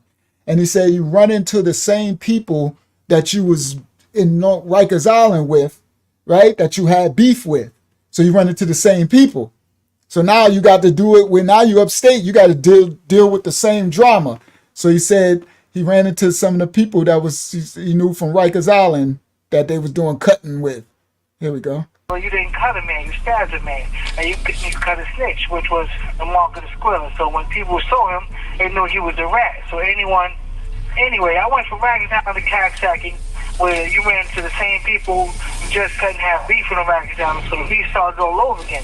So I got into raise the fight and went to Southport Box and then was sent to Attica Correctional Facility. So he said he got into a razor fight in Coxsackie because there's still beef from Rikers Island, and got sent to Southport Box. That's a hole. Southport is one of the worst holes in New York State prison system. A hole is where they lock you in, right? You lock you in it's a jail within a jail. And Southport is the worst of the worst. So he went to Southport to that hole to serve his time for having a razor fight. And then when he got out, they sent him to Attica, right? So they'll ship you around. So when he came out of the hole in Southport, right? The hole in jail, another jail, then they didn't send him back to Coxsackie, the jail he came from. They sent him to Attica. All right. Let me go back a little bit. All over again. So I got into raise the fight and went to Southport Box and then was sent to Attica Correctional Facility, which was Black Pirate Central, where, even in 1991, men were still raping men. He said, I got out of the hole in Southport and they sent me to Attica, which was butt pirate central. See, this is for that little Italian Vito dude who on my channel talking about everybody, the jail is not, it's not that bad. What you, boy, shut up. Boxing Shaw will knock him out his whole socks. Boxing Shaw is no joke. That's why I'm glad that it's this level of brother telling the story and not just a regular brother. This brother's a legend in prison right here. This brother. He said when they sent me to Attica, it was butt pirate central. So y'all gonna miss me in my comment section when I'm being graphic and warning the children about going to these prisons and these people they can get raped and you want to come in to my, it ain't all that, you making it look YouTube. When you be the same one out there. He said butt pirate central, and then he said in 91 something like they was all after men's butts or something. Listen. Right, and went to Southport box and then was sent to Attica Correctional Facility, which was butt pirate central, where, you know, even in 1991, men was still raping men. Men was being raped by men in the jail, and the police was raping men as well. And see, here we go. We got one here. we got a booty bandit here. Get off the channel, punk. You're a punk, and you probably promoting booty stuff. I'm trying to warn the children about going to prison because these booty bandits like you is there waiting for them. And he gonna write in here, this chat, what's your infatuation, booty bandits? You clown, you're a booty bandit, and get up out of here. Do I got a moderator? Get him up out of here. See, that's what we ain't doing that here. This is their YouTube clown crap. And you shouldn't be having Compton name on your channel. Because I know brothers from Compton is not even rocking with you, clown. Talking about, I got an infatuation with booty bands. I'm trying to warn this brother right here, Shah's telling these brothers try to take his booty. He'll knock you out too, clown. See, that's what I'm saying. That's why I say I ain't built for this. That's why I like just doing the ministry. We get our trolls in the ministry and one thing, but this, you know, the fake thug world is a whole different world. You know what I mean? That I can't tolerate. The fake thug world. Oh, good. Zayana said she did it as soon as I saw it. Get him up out of here. The fake thug world. That one really gets to me. Y'all be like, oh, relax. I'm like, I know I ain't supposed to be over here in this world. I never did the fake thug world. You know, the fake stuff. All right. So let's continue. That's what I don't like. All right, so let's let the brother Shah tell his story. All right, let's continue. Where, you know, even in 1991, men was still raping men. Men was being raped. Hold up. What did he say? He said even in 19... So I got to rape fight and went to Southport box and then was sent to Attica Correctional Facility, which was butt pirate central, where, you know, even in 1991, men was still raping men. Men was being raped by men in the jail. And he said, so they sent them from Southport to Attica, and that was butt pirate central, where even in 1991 men were still raping men. That's some disgusting stuff, guys, and this is what I need to warn the youth about. All right, it's so disgusting. And yes, they're showing, so the brother Laz is showing these are the prisons. So his image that's showing, hovering and showing you Wyoming, these are all New York State prison. So he got the Google Maps showing the prisons, New York upstate. So yes, Larry, all that land used to lock up our people. All right. So now let me let him continue. Was sent to Attica Correctional Facility, which was butt pirate central, where, you know, even in 1991, men was still raping men. Men was being raped by men in the jail, and the police was raping men as well and promoting it. And at this time... Did you hear what Shah said? He said, and the police were raping men as well and promoting it. That's what I tried to warn about on the channel. And the people, that's why these little internet whack gangsters, everybody want to be, man, shut. That's why I'm like, this is a no clown zone fact. I ain't got no time. That's why I'm like, that's why the most I said, just remove their comment. Just remove them. Don't even keep on warning these young men. I was taught that when the brothers was preparing me for going up to do my 25. It was like, bro, keep your eye extra on swivel even for the police. I'm like, what do you mean the police? He said, oh no, they got gangs of police that are booty bandits. What? Now that part I wasn't ready for. Because he was like, they will come into your cell in the middle of the night until you get on the gate and you thinking they locking you up and they chain you up. This true story, he said. I've heard plenty of stories, and this brother Yahshuah is just confirming it. He said, you thinking you like, what did I do? Well, y'all taking me to the hole. And they tell you, turn around, they lock your hands behind, handcuff you, and then you turn back around and they drop their pants. And you're like, what are y'all dropping your pants for? And the police rape you because they're booty bandits. What? I remember when the brother, I said, what? I'm like, yo, okay, now that messed my whole head up because I'm like, okay, well, how do I prepare for that one?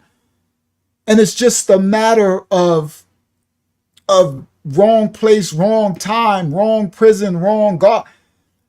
In the story of the Central Park Five, for everyone who watched that story, and that was, unfortunately, that was the brother who got raped. I forgot his name. That broke my heart watching that movie. The Central Park Five story, the one that they had on, I don't know what it was on, Netflix or something. The one where the guard put him in the cell, and the guard, that I couldn't watch a lot of it because I know how real this stuff is. And you can see how traumatized that young brother is from what happened to him, and he still ain't right.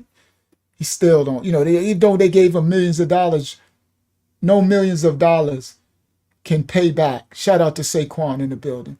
No millions of dollars can pay back the trauma that you can be faced. See, Saquon did a bunch of time in prison, but praise the Most High, he was able to make it through without none of this happening. But he wasn't guaranteed. You see? I wasn't guaranteed. Yahshuah right here is a perfect example because Yahshuah is probably tougher than me and Saquon. I ain't trying to, I keep it real. I don't know. I just keep it real. I know he got a street legend. He was supposed to be nice with his hands, boxing Shah, right? So of course I'm going to fight him to whatever. You win, whatever. But I like to just keep it so real. Oh, that's what y'all keep saying, grape. I had no idea what y'all was talking about. I'm like, grape. I'm thinking y'all talking about, I don't know. I'm like, they use grape jam to rape the men or something. I didn't know what y'all. Thank you, Yana, for writing. She said use grape so you won't be flagged by YouTube. Thank you. Okay, now I know. Okay, so wherever I'll replace the R word with grape. All right, thank you. I didn't know what that. That's why I just left it alone. I was like, I am not about to say grape. Like they try to use that for lubricant, and they using grape jelly to run up in people. That's why I'm like, I'm just ignoring what y'all writing. I'm like, I am not about to be talking about no grape jelly. Y'all trip. That sounds even more nasty. Grape jelly. All right. Thank you guys. So I'll use grape. All right. Yep, Q Dog said, thanks to the Most High, I had no problems either. Facts. All right, and that's a blessing. So now, listen to this brother Yahshuah story. And I like that it's this dude is so official, and he's a legend. Now, I'm gonna say it because he's gonna say it fast. I might as well say it now. He's gonna say they set him up. Some dudes in the jail knew that he was coming in because he just came from Southport Box and cutting up people in Kasaki and making noise on Rikers Island. He had a legend name. They knew he was coming into Attica, and they sent Z Black, Pissy Black, and the other dude to his cell to go get him. And he said because they knew I was so official, they wanted to see what was going to happen. Okay? So she said nobody said jelly. That's what I was thinking. Y'all talking about some grape. So he said they sent some dudes in the jail sent them over. And Yahshuah said, I'm only 5 foot, like I think you're gonna tell it, 5'8" or something, 160 pounds. All right. Now, let's go back a little bit. All right. To the same people who just couldn't have beef with them back down, so the beef started all over again. So I got into a raid fight and went to Southport Box, and then was sent to Attica Correctional Facility, which was Black Pirate Central, where, you know, even in 1991, men were still raping men. Men was being raped by men in the jail, and the police was raping men as well and promoting it. And at this time, I'm in A block, which was called Afghanistan, because it was so violent. In the summertime, we all wore our boots laced to the top with layers of clothes, state champion hoodies, and carry whatever weapons we could make or find. On this day, so he said he was in the A block. They called it Afghanistan because it was so violent. He said that even in the middle of the summertime, they would wear Timberland boots and two and three pair of pants and big champion hoodies, 2-3 hoodies as insulation for people trying to stab you. In the wintertime, they would go out in the yard, in the courtyard, in the yard, in the rec, yard to they would be that layer of clothing. So he's giving a description of how violent the jail was, Afghanistan. All right, go back just a little. I like the other one where I could just tap and it go back 10 seconds. All right, here we go. Which was called Afghanistan, because it was so violent. In the summertime, we all wore our boots laced to the top with layers of clothes, state champion hoodies, and carry whatever weapons we could make or find. On this day, we all had a big football game. Attica had a football field called the Ponderosa, and each block had a real team and real football equipment. The guards betted on the games big, and if your team lost, your whole block would get no chow, no visit, no packing, no recreation. So we all played hard. I had long braids. I just took my hair braids out and showered because I was a porter, so my cell stayed open until lock-in. So after our football... So he was a porter. He had a job. And a job, so his cell stayed open even after everyone locked in. His cell would stay open because he had a job to do. So he said Attica had a big football team and a real football with uniforms. Y'all seen that in that movie with Chris Rock in them, that jail movie, right? And he said the guards would, but if your team would lose, then you would get whatever, locked in or whatever. So he said he was a porter, and he said, I had long braids at the time. So he's describing himself. He said, so I had really long cornrows at the time, and I had my hair out. This sound like a bad, I'm like, oh, this sound like a bad story right here.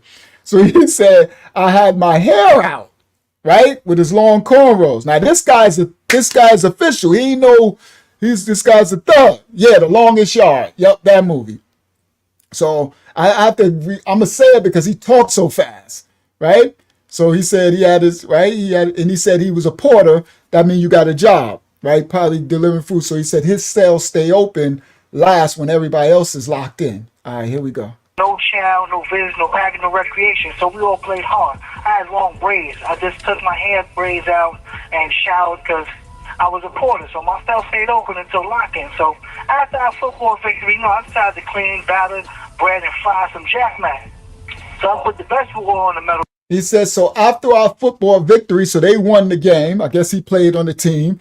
He took a shower and everything, and he's feeling good. So he decided to make some Jack Mackerel. Saquon, everybody who did part of prison time, they know about that Jack Mackerel in the can. They make wonders in prison with some Jack Mac, right? They make that thing taste like a souffle, right? So jail's a bunch of MacGyvers in jail. They make stuff, everything tastes good. They no joke. So he said he ready to, he cooking in the cell. He about to make some Jack Mac and all this stuff. He had a victory in the game.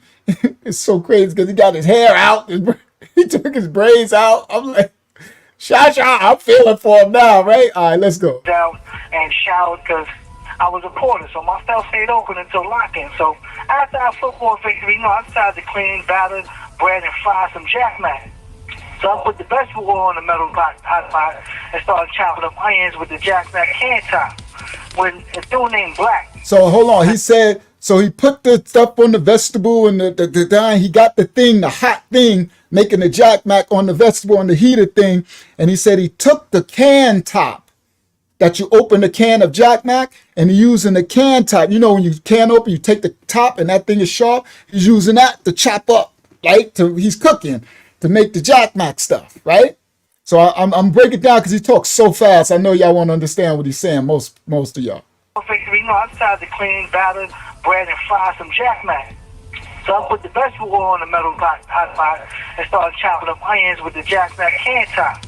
When a dude named Black and a dude named Hollywood pulled up to my cell, I got no shirt on, my hair drailing past my shoulders. I got my shorts that I'm sleeping on and some slippers.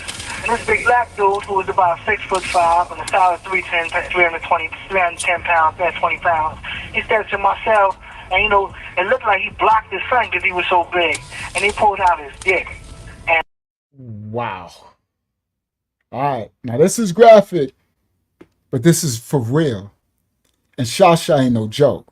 That's why I'm glad it's him telling it and not just anybody.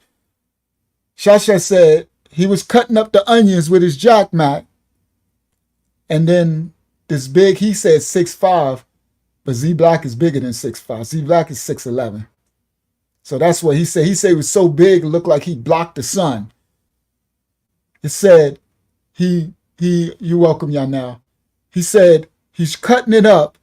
He said, I'm standing there with no shirt on. My hair is out. I got my shorts on that I go to sleep in, and I got slippers on. Because he's ending the night. He ended at a football game victory. Ain't no mess with Shasha. Listen, guys, he just came from Southport Box for putting it in. So he ain't really got nothing to worry about. His name ringing bells. You know, they like, that's Shasha from New York, from Harlem, whatever, the legend, Boxing Shah, right? That's Boxing Shah coming in. He ain't got no problems. He don't know somebody done set him up. So that's what I'm talking about. Even the COs can set you up. So now he cooking his Jack Mac. He gave you a description. All of a sudden, Z Black, Pissy Black, walks in his cell. He said he looked like he blocked out the sun. Z Black real size is 6'11", over 300. He said it 350 pounds, almost 400 pounds, but no fat. Guys, he don't look like that picture. That brother in the picture, the thumbnail is fat. Z Black ain't fat. He's over almost 400 pounds and ain't no fat nowhere. He's just big. He's so big and tall. Now, he said not only was Z Black standing in the entrance to his cell, another dude was with him named Hollywood. And I'll probably guarantee you, he's probably looked like the dude on my thumbnail. The Hollywood dude probably looked like the dude on my thumbnail. Z Black standing there alone. Now Shasha is only 5 foot, whatever, 6 or 7 or 8. So guys, if he's blocking your cell, you can't go nowhere. And it's 2 of them. Now listen. And this big black dude who was about 6'5" and a solid 320. Let me go back a little bit more. Onions with the Jack Mac can top. When a dude named Black and a dude named Hollywood pulled up to my cell, I got no shirt on, my hair drailing past my shoulders. I got my shorts that I'm sleeping on and some slippers. And this big black dude who was about 6'5" and a solid 310 pounds, 20 pounds, he stepped to my cell, and you know, it looked like he blocked his son because he was so big. And he pulled out his dick and was like, you know what's up, and wagged that shit in my face like I was supposed to just put this shit in my mouth or some shit. And I was sucked. And I froze in shock and unbelieving that anyone on this planet would dare try me in such a way. And as this boy Hollywood stepped inside sideways, like as if to physically make me. See? Saquon said his son is like that too, but he's laid back. Oh, I didn't know his son is big like him too, Saquon. So now he said Pissy Black, what we know as Z Black, stepped in and pulled his penis out as if to say, you know what to do. And Shasha said like he like I'm just supposed to put it in my mouth or something. And he said the other dude, Hollywood, stepped on the side of him like, yeah, I'm going to make you do it. So not only is Shasha facing Z Black, Pissy Black, at 6'11", 300, almost 400 pounds, he facing two of them, blocking his cell. See, I'm so glad that the brother Shasha did this video on Last Channel, because when I did my story about the Nate Boone and I was so graphic, that's exactly what I was trying to portray. To let these young youth know, dude, it don't matter how tough you are, none of that. You get caught in the wrong situation, it's over.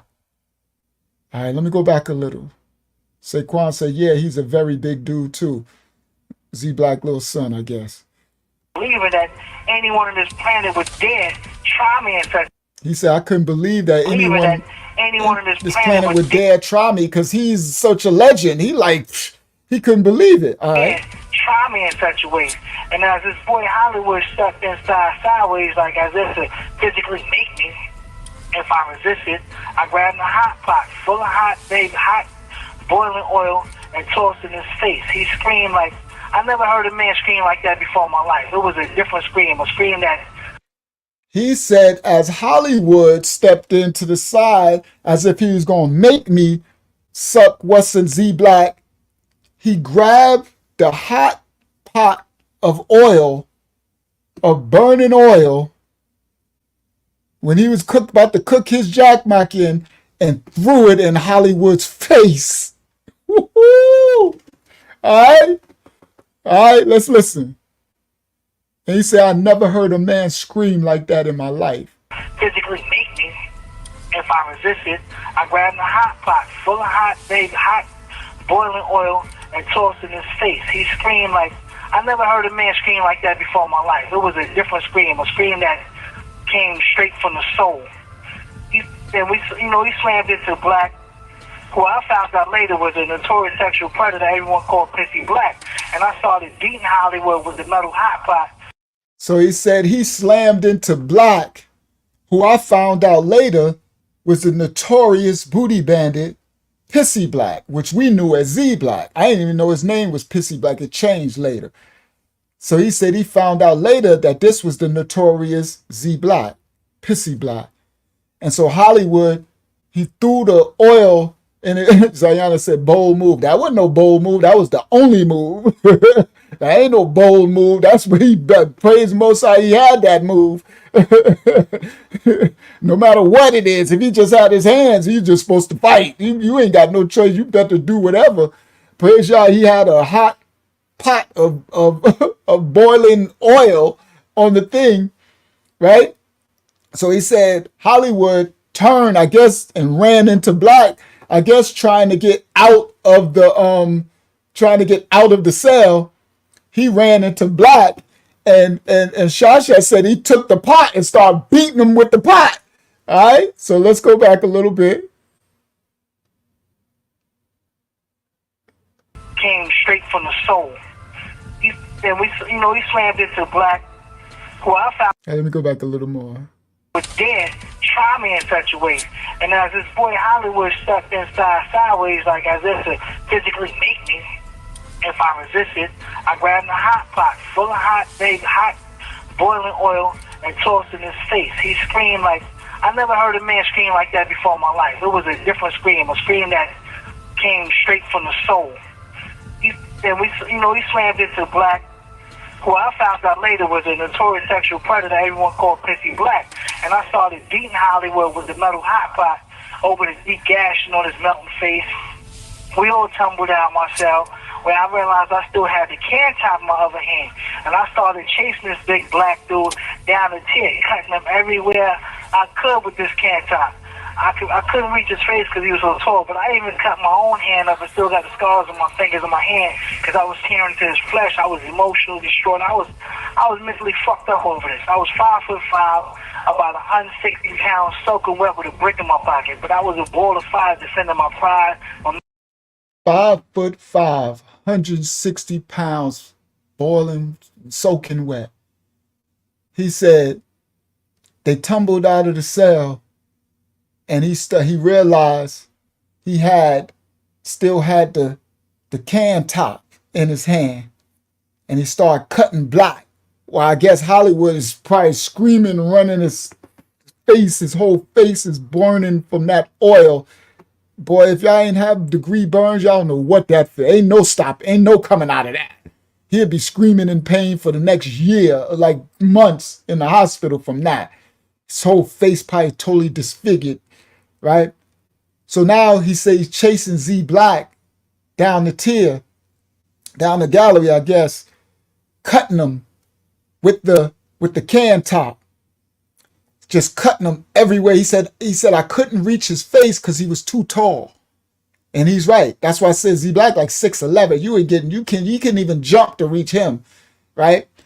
Cutting him. Now the funny thing, Q Dog, was I heard of the legend of Z Black became scared of being cut. Saquon, I know you heard that too, right? I heard plenty times of the legend of Z Black scared of knives, scared to be cut. That was like his kryptonite. But I never knew where it came from. I had heard that that they jumped him. One of the legend stories was that a bunch of Bloods jumped him in prison and finally stabbed him, so he's scared of knives. But Shasha is telling you this started with him. Shout out to Shasha, first of all. Shout out to Shasha, repping for the 5'5". But y'all better see the Most High hand at work. Because listen, guys. Yup, Saquon said some Spanish dudes cut him up too. Yeah, he's scared. I knew you heard of that say about the knives. Now, look, I want y'all to understand and do not trip. There you go. Mike says some Germans poked him up in Elmira. That's Spanish. We call Germans. I know y'all like Germans. Yeah, that's a New York State prison thing. Hispanic people would call Germans. That's a whole nother lesson. But so because I know Mike Garcia said Germans poked him in Elmira. You're like, oh yeah, Germans are No, that's the Spanish in New York State prison system. All right, so now listen, guys. I want y'all to see the Most High's hand over this. That is the Most High. Guys, if Boxing Shah wasn't cooking, let's say if he didn't start the food yet, do you understand? All he would have had was the pot, basically, unless he got a shank somewhere and then he had a chance to get to it. Because once they enter the cell, it's like, them dudes are so big, they take up the whole cell. I'm about to tell a story right now after I finish this about Z Black. They take up the whole cell. You bet to see the Most High hand in this for Shasha, Boxing Shah, allowing them to have that pot already boiling and all that. All right? L'Oreal said, shout out to Shasha. We the 5'5" people. All right. Let's go back a little. Pot full of hot boiling oil and tossed in his face. He screamed like, I never heard a man scream like that before in my life. It was a different scream, a scream that came straight from the soul. He slammed into Black, who I found out later was a notorious sexual predator everyone called PISSY Black. And I started beating Hollywood with the metal hot pot over the deep gashing on his melting face. We all tumbled out my cell, where I realized I still had the can top in my other hand. And I started chasing this big black dude down the tier, cutting him everywhere I could with this can top. I couldn't reach his face because he was so tall, but I even cut my own hand up and still got the scars on my fingers and my hand because I was tearing into his flesh. I was emotionally distraught. I was mentally fucked up over this. I was 5'5", about 160 pounds, soaking wet with a brick in my pocket. But I was a ball of fire defending my pride, my manhood, and my name, because it's like if you cut me, I could cut you back. If you stab me, I stab you back. But if you rape me, there's no coming back for that. I found out while I was back in Southport boxing. You heard what he said? If you cut me, I could cut you back. If you stab me, I could stab you back. But if you rape me, there's no coming back from that. That's a quote of all quotes. That is a fact. There is no coming back from that. You can't get that back. And that trauma, them two big monsters. All right, let me let Shaw finish. There's no coming back for that. I found out how soaking wet with a brick in my pocket, but I was a ball of fire defending my pride, my manhood, and my name, because it's like if you cut me, I could cut you back. If you stab me, I stab you back. But if you rape me, there's no coming back for that. I found out while I was back in Southport Box after this that this dudes locked them up. They sent these meatballs at me, and they told these dudes that I was easy pickings, knowing damn well that I was tough as they came, and would die first before I allowed anyone to violate me in such a way. He said when he got back to Southport Box, they took him back to the lock-in for cutting him up and throwing the stuff in his face.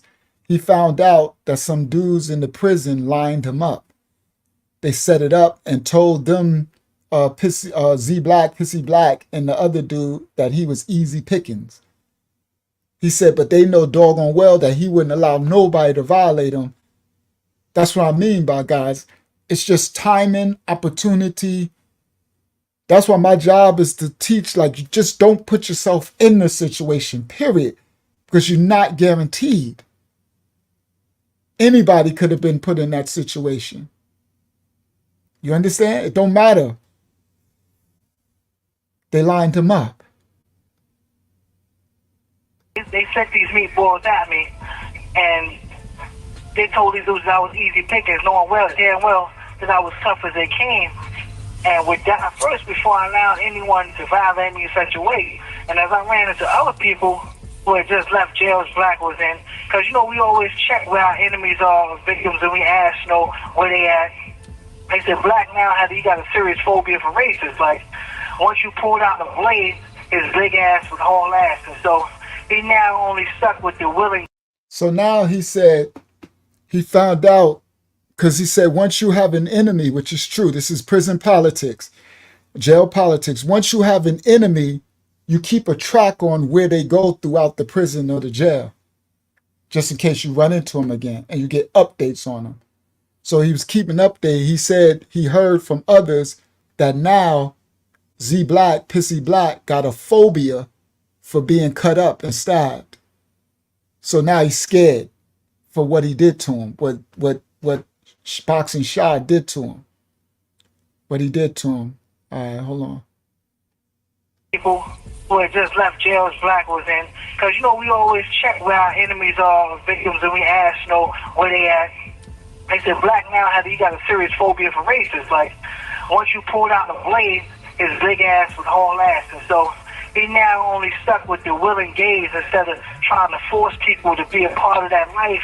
And it took over 1,200 stitches and staples for him to change his predatory ways. Now listen what he said. He said now, because of what Shah did, he now only stick with willing gay people who are willing to partake in this activity. He no longer prey on the innocent young dudes. He said, but it took him over 15,000 stitches for that, for what Shasha did to him. Now, when I heard that, honestly, I said, praise Yah. Because what Boxing Shah did to him stopped him from raping a lot of innocent young men, where he just started dealing with those who already turned out or want to. And it's funny because I seen him. That's why I said the story, I'm about to tie this in. That's why I'm putting this night right here in this story. Okay. So, Yes. Yanel said, oh, so he's scared now because he got cut, but he didn't care how he affected men by graping them. Yes, exactly. So his demeanor when I seen him was a lot different. So when I heard Boxing Shaw's story, it made sense of what I saw, what I'm about to share with y'all. All right, here we go. On the blade, his big ass was whole ass, and so he now only stuck with the willing gaze instead of trying to force people to be a part of that life. And it took over 1,200 stitches and staples for him to change his predatory ways. Now, now to get into my case. Heart and self. You said, which one of them you said passed out from losing too much blood? That was the dude with PISSY Black. He passed out. He got over 1,200 staples and stitches because I was cutting him with the can top. It looked so bad, it looked like I was the victim instead of him because there was blood everywhere. How many times? But there's people seeing him in the yard to this day. He take his shirt off. It looked like somebody threw a cat on him or something. Like he's scarred up crazy. Because he's a big dude, so I cut him every which way I could. His man you threw the grease on? Yeah, they said he lost an eye. One of his ear was like melted damn near the side of his head. And he was fucked up. They said he was born again Christian now, and he's a alleged minister. Like, he's not even into that kind of life no more. Do y'all hear that? Boxing shot and scared them straight. The other dude, Hollywood, he said he lost one of his eyes and burnt his ear to his side of his head, and now he a born again Christian. He said he ain't even part of the non-male and female community. he done rocked him straight. I'm like, shout out to Boxing Shaw. That's one less. That's another one that won't be, I guess, graping. Y'all now said this is a real life scared straight, right? I'm like, and this now listen, guys, and I guarantee you this Hollywood dude is probably 6'5", 300 pounds too. And this happened from a 5'5", 160 pounds. The most high, boy, I swear, the most high, yeah, they changed their ways. You hear me? And I swear, because I saw Z Black again, and he was different. That's what I'm telling you. I'm about to tell a story, and I didn't know, because Boxing Shaw just did this, I guess, months ago. So I did my Z Black story a long time on that other big channel. That probably got like 40, 50,000 views. I did that story a long time ago, so I didn't know for the story I'm about to tell y'all tonight about Z Black, Pissy Black. I didn't know that this story with Boxing Shaw is telling now. Yeah, she said a big David and Goliath, Dawad and Goliath, facts. All right, so wow, this other dude turned to a Christian minister. Wow. Boy. But there's people seeing him in the yard to this day.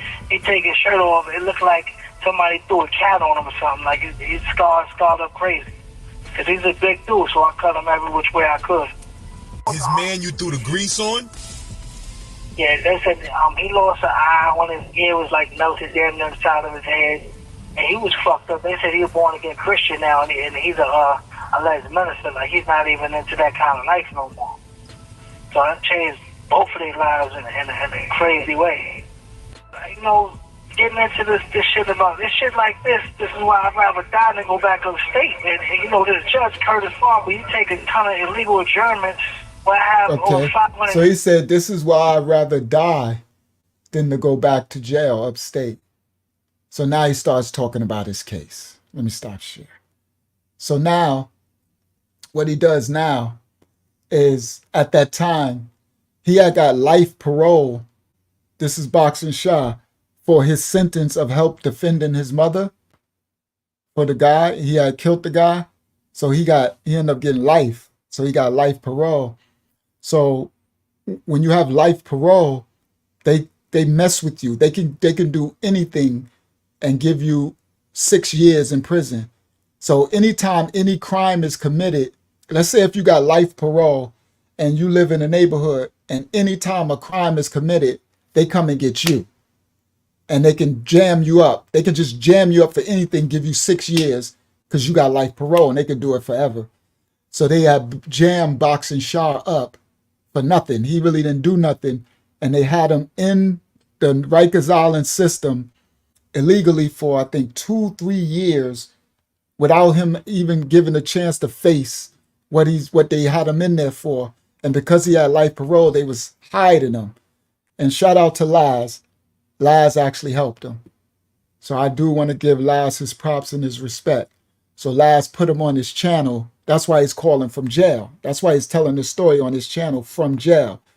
So Laz put out a petition for everyone to write the New York State, the Rikers Island, the prison system, New York City prison jail system, to free Shah and give him his chance in court. And Laz kept at it. And then about 8 months of people writing and all of it, they actually freed him. He actually came home. So he's home now. And it was a really beautiful story. So shout out to Boxing Shah. He's home and he's doing programs to try to help the youth like I'm doing, to help the youth not to go this way. And yes, it's a very tragic story for this young man's whole life taken. But you see, the Most High still had him covered, because Z Black and this Hollywood come to try to take his manhood, and the Most High had Boxing Shah covered. Still had him covered. So now he still got life parole, but he's out. And it was illegal. They ain't pay him or nothing. They had him in there for years without him seeing nobody, no reason for him to be in there when he told this story. So that story was Boxing Shah's story about Z Black. Now, I'm going to go into tonight's story, my story about Z Black. Where I left off last week, I was in the program and I went to court and they gave me an opportunity to leave, right? The 25 to life. But now I got to go back. I got to go back to before I got released from jail, when they gave me the 25 to life. I mean, when they was trying to sentence me to 25 to life, when they was charging me with that. Now, remember that when I told y'all I was in the bullpen and I was rocking. So I told Elliot Bloom, the lawyer, to send me. Now this is Z Black is in this story. This is why I prefaced this up. So I remember I told Elliot Bloom, I said, it's time for me to take the 25 to life. I can't do this jail. I'm going insane in this jail. I'm going crazy. I need to go to prison now. I need to go up to start my sentence because I'm going literally insane. So I was going, this ain't the same time. This was the bullpen before I told them to just, well, this was the one where I told him, I said, next time, call me to court as soon as possible. I need to take the 25. I'm not going no more. Don't put me in front of no more district judge, nothing. I need to get out of here. I'm going insane. This was that experience. So I'm in the jail. I'm in the drug dorm. Elliot Bloom that took me to like 8 district court judges trying to get them to lower the 25 to life off me. And nobody would ever do it. But whatever the cop had on my record, right? If I remember, I'll tell y'all what they had on my record, if I remember. Somebody remind me, because I keep forgetting. Somebody remind me to tell y'all before I close tonight what they had on my record. All right, so now, he calls me over. Now, so when they call you over to Nassau County, they call you over to court. They have this thing called bullpen therapy. So they call you over to court. When you go over to court, you get up, I think 5 in the morning. Somebody could tell me, Quan, y'all can help me out. 5 in the morning or something, 6 in the morning, you head over, you leave, right? So now it's a whole day event most of the time. If you're getting bullpen therapy, meaning they're going to leave you in that bullpen all day, it's an all day event. So 5 o'clock in the morning, you leave, you chained up, you walk out, and all the people from the jail that's going to court that day, you all on different buses going to court. So Saquon says 6 o'clock in the morning. Thank you, sir. So they chain you or they shackle you together. Some people are shackled if you're a real menace. You shackle with hands and feet, walking like the Green Mile, right? If you're a real menace. Shout out to Big Science, Big Scientific. Big Si, I remember Big Si was shackled, hand and feet. I got a story coming about Big Scientific, RIP Scientific. All right. So they take you over now. Now, bullpen therapy mean your lawyer can pull you over. You in the bullpen. Now the bullpen is one big cage. It's just a big cell, a cage. It has a big cage of big bars, and then it's just benches that line the bars, and it's a toilet in there. Okay? Now, if I remember correctly, in the county, Saquon, is it a toilet in the county bullpen one? Because I've been in Rikers and I've been in Queen's House too. It's a toilet in theirs. So I don't. Saquon, you could tell me, is it a toilet in the county bullpen one when we're in Nassau County? You could correct me if I'm wrong. Okay. All right. He said, yeah. Okay. There we go. So it's a toilet in there. All right.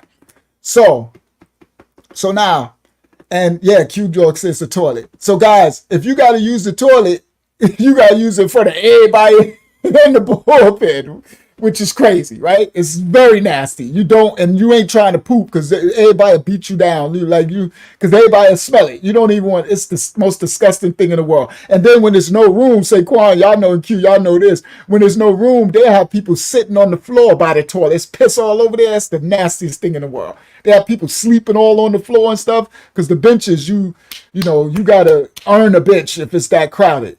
You ain't getting no bench. Then you get your real D-boot. Yes, real inhumane. You get your D-bos who want to bully people and just have a space on the bench. They don't want no, jail is horrible. So anyway, so they call you over, and if it's your day in court, sometimes you don't ever get called upstairs to see the judge.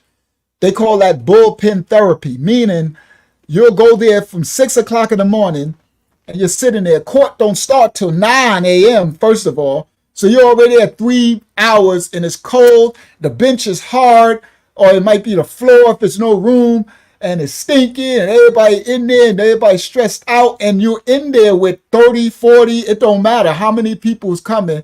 Now, listen, guys. This is where you all group together. It don't matter. You'll be in there with a serial killer. You hear me? You'll be in there with Charles Manson. You'll be in there with a dude who just killed his mama, his daddy, he killed kids, right? And you in there for a traffic ticket. Listen clearly. You in there for some little, weed charge, and you in the bullpen, and the dude over there then killed everybody in his house. Or this dude. So that bullpen is no holds barred. You could be in there with anybody. It's just a chance. So when I double back, I'm gonna tell you some of the people I was in the bullpen with. Some crazy stuff, right? So now you could be in there with anybody. Now, so they call you in there, and let's say if the judge, they want to give you bullpen therapy, they don't want I ain't saying nobody sitting on the floor either. Facts say I'm always on the bench too, and if ain't no bench and there's nowhere, then I'ma just stand. But I always get a bench because minute somebody get it's going down. See, that's the thing. You're gonna have to earn your way. I ain't never sat on nobody's floor ever. I stood before, and it's only because. See, I remember, guys. I'm always honest.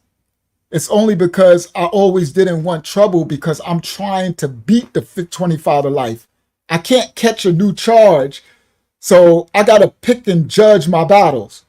So it was a time that I stood, and I just stood, and then when something opened up, I just went, and I just I'm taking a seat, and now whoever's going to you know, whoever gonna bring it, then you just gotta bring it. But I'm not about to debo a seat right now. You know, what I mean by that is like, listen, you got to get up, snatch them. You know what I mean? Because I have to be careful, because if I get into something, I'm trying to get my 25 to life reduced. So I'm just keeping it real. So I tell you, I'm not the toughest. I wasn't, you know, sometimes in my life, I'm just trying to chill out. I'm trying to be under the radar. Okay. So now they'll call you over, and all the times you don't go over, especially your lawyer can jam you up. You get these legal aids or these lawyers, they'll do something to you called big. Yep, Saquon said facts. He stood, but he never sitting on the floor. You can't sit on the floor. That's a no-no. All right. So now they'll call you over. A judge, a lawyer will sell you out and pull you, act like they'll say you going to court, and you'll go there 6 in the morning, and you see people going up, and then court starts at 9 a.m. 10 a.m. they don't call your name. 11 a.m. they don't call your name. 12 a.m. they break for lunch. They bring you that nasty bologna sandwich with the mustard and the milk, the white milk, warm milk, right? They bring you that nasty sandwich, right? And now 1 a.m., 1 p.m., court start again. They calling people up. People go to court, they come back. They take the bus. People leave to go back to the jail. People who already went up go to court. You asking the CO, when they going to call me up, right? CO be like, lady, shut up, right? They don't answer you or whatever. You like, come on, man. I know I'm not about to get bullpen therapy. Your back is hurting. Your side is hurting. The bench hurts. So you standing up trying to stretch and walk the bench. Now you in there all day. 2 p.m. Then another bus. Other people that went up to go to court, they done came down, right? Now, next thing you know, 3 p.m., they like, all right, they come, the CO come, Saquon, Q, y'all know what I'm talking about. Everybody, Mike Garcia, they stand on the gate, they started calling people names, right? They be like, Saquon Butler, Quentin Richardson, Michael Garcia, they calling people names. You like, and now they say they already went to see the judge. Now they get to go back to jail. You want to go back to jail. The bullpen is driving you insane. It's insanely torturous. It's a torture. They call it therapy because they're trying to, they wear you down. They make you keep doing this and doing this and doing this to the point where you like, just give me the time. This is a Nassau County thing where you're like, I'll take anything. Give me whatever time y'all want to give me just so y'all don't got to do this to me again. It's traumatizing. Say know what I'm talking about. Everybody know bullpen therapy. It's the most traumatizing thing. You are hurt. Your body hurts and everything. Yes, Saquon says designed for that, right? It's to break you down, to torture you to the point where you're so broken down, and they'll keep doing it to you. Month after week, they'll keep pulling you and over. You'll never see the judge, and to the point where you're like, just give me my time. So because I had the Elliot Bloom lawyer, that's why you want a paid lawyer. I'm like, listen, Bloom, I ain't trying to go through no bullpen therapy. If I'm not seeing the judge, do not call me over to the court. So they'll do a thing where the lawyer will go to the court and it'll leave you still in the jail where they don't call you. Because I'm like, do not call me. I'm not about to go through bullpen therapy.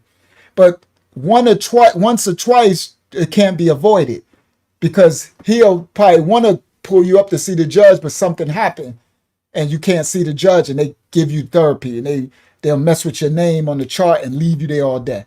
So I had my bullpen therapy once, right? So now, this is the story. Bloom been calling me to see the judge, all the county judges. Nobody's reducing it from 25 to life. So now I'm stressed out. I'm like at my breaking point, right? So now I'm over in the court and I know that I'm about to get bullpen therapy because Bloom ain't even show up. I'm in there and my lawyer, because the lawyer, when you get there, he'll come down when he get there and see you and tell you at the gate, all right, when I do this, I'm going to call you back up and but no one showed up.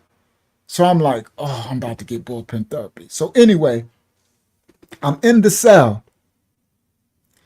Now, in the bullpen, it's like 30 people, right? Or more. It could be whatever. So now I'm in there and I don't know if it's because I guess Saquon would know this. I don't know if it's because of how big my case is and how much time that they're giving me, but like everybody in the cell mostly is getting big numbers. Okay? Meaning 25 years, 15 years, like I'm like in a big boy bullpen. I don't know if why I'm in there with all these. So, and I told this story on our ministry before. So I'm in the bullpen and I'm stressed out because I'm at my wit's end where I can't take this county jail no more. I need to go to prison. So I'm want Elliot Bloom to come back, to go to court and say, okay, they reducing the 25, they want to give you 15 years or something so I could take it, right? But I'm at the end. I'm literally like, if this don't work, I'm taking 25, right? I'm at my wit's end. I'm like, if this don't work, this the last time Elliot Bloom is going up to court and the last time he pulling me into anybody's bullpen. The next time I'll be going in here to get a sentence to 25 to life, or they're going to give me a lower thing. But I'm not doing this no more. So I'm in there and I'm stressed out. So in the bullpen, it's noisy and you got a lot of characters. It's a clown show. So they have something in jail called jail lawyers, jailhouse lawyers. They really like to be active in the bullpen. So the bullpen's the place where you going up to court, and the jailhouse lawyers, they always want to tell you what to do, right? Oh, brother, no, man, you go up there and you tell the judge this, and you do this, and if you do this, and I went to the law library, and this corpus this, in case this one from the law for this says this, like jailhouse lawyers, right? So they all in there. It's a bunch of jailhouse lawyers, and I'm there. I'm minding my business. I'm doing this. I'm stressed out. Y'all hear me? I'm stressed out. I'm like living dead. Like I'm walking dead type of stuff. I'm stressed out. I ain't okay in this bed. I probably look crazy too, right? So I'm stressed out. So I'm sitting down. I'm just doing this. And I got my head down because that's what I do when I'm stressed. I rock. So I got my head down and I'm rocking. And now it's a bunch of characters. So let me give you the cast of characters. One of the cast of characters is this dude. I think he was from Lakeview, Long Island, or Roosevelt. But he was like maybe 27 years old, something like that, kind of young. Really brash and braggadocious, right? So he must have been getting money. He hustling, right? So he in there, he come in there. He pretty handsome looking dude, kind of big, probably like my height, but 6'1", probably my weight now. I was a little skinnier then, probably 200 and something. He had a little afro. So his street clothes, right? Because you in your lawyer clothes. That's why Saquon said, I ain't sitting on the floor, I ain't messing up my clothes. Right? You in you're supposed to, if you're gonna go see the judge, most people got your lawyer clothes on, you dressed up. So he in there, he dressed nice. He got his pants and a shirt. I could tell he getting money. And then he had these shoes on, but at the time I didn't know what they were because I had been in jail already for almost 2 years, right? And then before that, so I didn't know at this point, some shoes came out in the hood and they were called Maury Gators. They were called Maury's, but I didn't know what that was at the time. I had never seen it. So all I know, I'm looking at his shoes and he got these shiny, and I'm like, they look fly, but I don't know what they are, but I could tell they're expensive. I could tell they fly. So he got Maury's on, but I don't know that they're Maury's yet. So I remember later when I came home, I found out, oh, so those were Maury's. Okay. So he got Maury's on. So now I'm painting a picture. So he fly. He got some expensive pants, shirt. He got Maury's on. So he in the bullpen, and he's just one of those braggadocious dudes to do all the talking. Saquon, no, I'm talking about dudes that run their mouth so much. Always got, it's like, shut up, dude. So he in there talking all this. So his case was, they got him for what they call vehicular homicide, manslaughter. Now his story was he went to pick up his homeboy, and they was going to a club or a bar in Hempstead or something. I think they was from Lakeview. And he picked up his homeboy, and while it was raining, and as they was driving, his car spun out of control. And he got into a car accident, and his car hit a woman's car, and a woman with a baby in the car. And the car accident killed the woman. She died. So when the police got there, they was attacking him, and he was saying, now I'm hearing, or he's telling the story in the bullpen, because they talk. Ain't nothing else to do. They run in their mouth. So I try to block them out, but then again, you listen because ain't no other entertainment, ain't nothing else to do. So I'm just listening. So he tells the story. He said the cops came, and this was Lakeview, and they were all state troopers, because it happened on the Southern State Parkway. So the state troopers came, and they was attacking him, and he's like, so his man was knocked out, and he had got knocked out. He was injured. So when he woke up, they was grilling him about, they was in a bad car accident. Like he could have died. And then he was like, I don't know what happened. The car spun out of control and it killed the lady. So they was antagonizing him. So they searched his car, and in his car, now he said he didn't smoke or drink. In his car, in the ashtray, there was a blunt roach. In the ashtray, in all the ashes. They dug through the ashtray looking for anything to accuse him for it.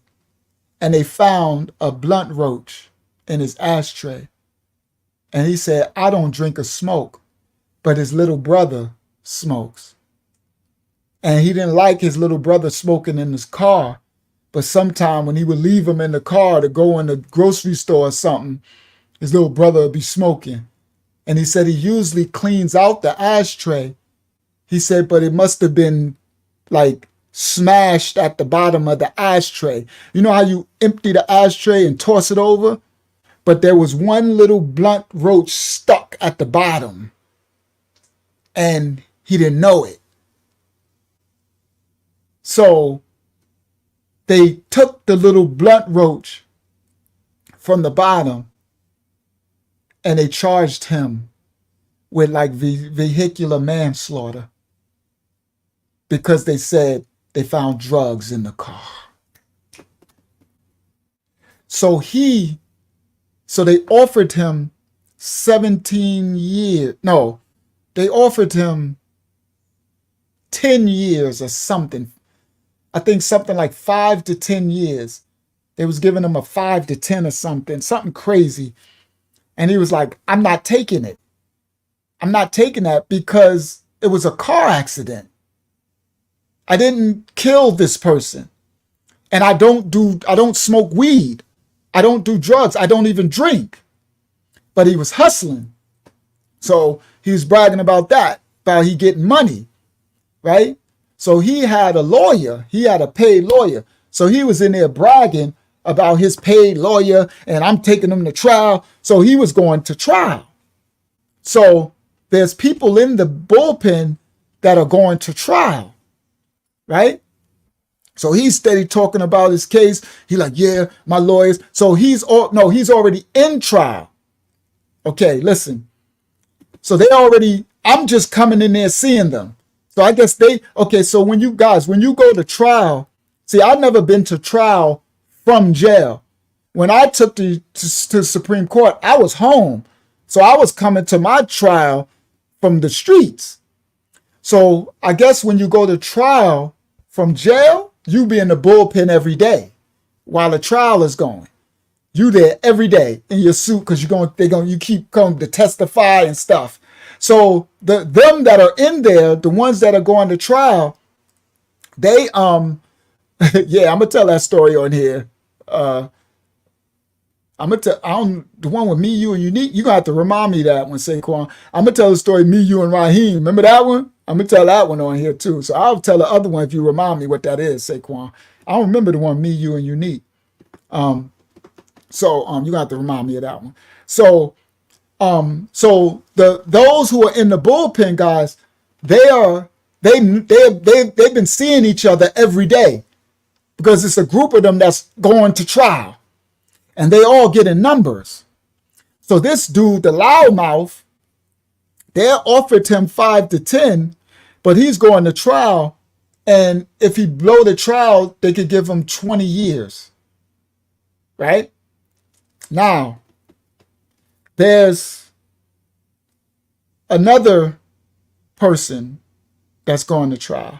Let me finish his story, and then I'm going to get to why I'm telling this story. So, he's braggadocious. So, he's talking about the trial that he's going through. So, he's already in trial. So, he's talking about, yeah, the jury. He's like, yeah, that one lady in the jury, I could tell she on my side. I could tell she know.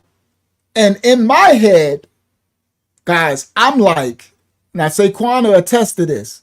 In my head, only thing I hear is, you do not take Nassau County to trial. That's all I know. That's what I've been taught. You don't take Nassau County to trial. You are going to blow trial. Now, mine was different. I was on the outside, and I took it to the Supreme Court, and I had a superstar lawyer team. You understand? I paid $50,000. So mine was different. I'm outside, and it's going to Supreme Court. This ain't Supreme Court. They in district court, and you in jail. Saquon know exactly what I'm talking about. Oh, I remember that. I thought that's what you was talking about. I remember that story, Saquon, when they locked you in the 7-Eleven. I remember that. I might tell that on here because that was funny. You don't take Nassau County to trial. No. They have the #1 conviction rate for over 30-something years back then, meaning illegally convicting people through bullpen therapy, making you cop out to something you ain't even do, getting people to take 5 years, 10 years, whatever, because you don't want to go to trial, because no one beats them in trial. Nobody. They no disrespect. Well, whatever. I'm telling the truth. They do a legal means. You are not beating them. You're going to need a lot of money, and then you'll be out, because you'll be out on bail. You need to fight it from the streets, and you need to have a Johnny Cochran lawyer team. That's the only way you got a shot at beating them. That's money. So now this dude is in there going to trial. Now the only thing I can hear is like, dude, take the 5 to 10 years. This is what I want to tell the dude. He in there talking all this stuff. Yeah, jury #1. Oh, she was fine. Oh, she was checking me out. Ooh, when I get out of this, I'm going to try to find her. I'm smashing that. Remember the white girl, the #3 juror, she was looking at me. And and I'm sitting there listening to this clown, right? And I'm like, I want to say to him, yo, bro, I want to interrupt honestly and be like, yo, bro, excuse me.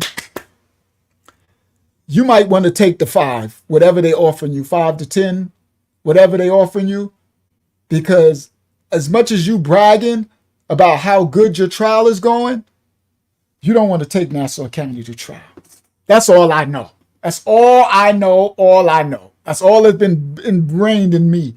Do not take Nassau County to trial. All right, now listen. So he in there bragging, right? How the jury is going and this and that, and yeah, that motion, and she filed the motion, and yeah, they this grounds of this. Yeah, my lawyer I'm about to sue them. Oh yeah, I'm about to beat this, and I'm gonna sue the county. And I'm sitting there like, and I'm just listening. I'm like this. Now me, I'm screwed. I'm getting 25 to life, right? If this judge don't reduce me down to 10, 15, the next time I'm in this bullpen, I'm taking 25 to life. So I'm in a whole different realm, right? I'm done for. I ain't got no lawyer team. I ain't got no money. I ain't got nothing. I'm screwed. I'm just I'm bare meat, right? But I'm listening to this dude, right? He's talking about how much money he getting and all that. And I'm like, bro, they be recording in the bullpen, right? And you talking about how much drugs you sell and money, and you still going to trial? More stupio stuff, right? So I'm sitting there listening to this clown like, bro, you need to, first of all, you need to shut up.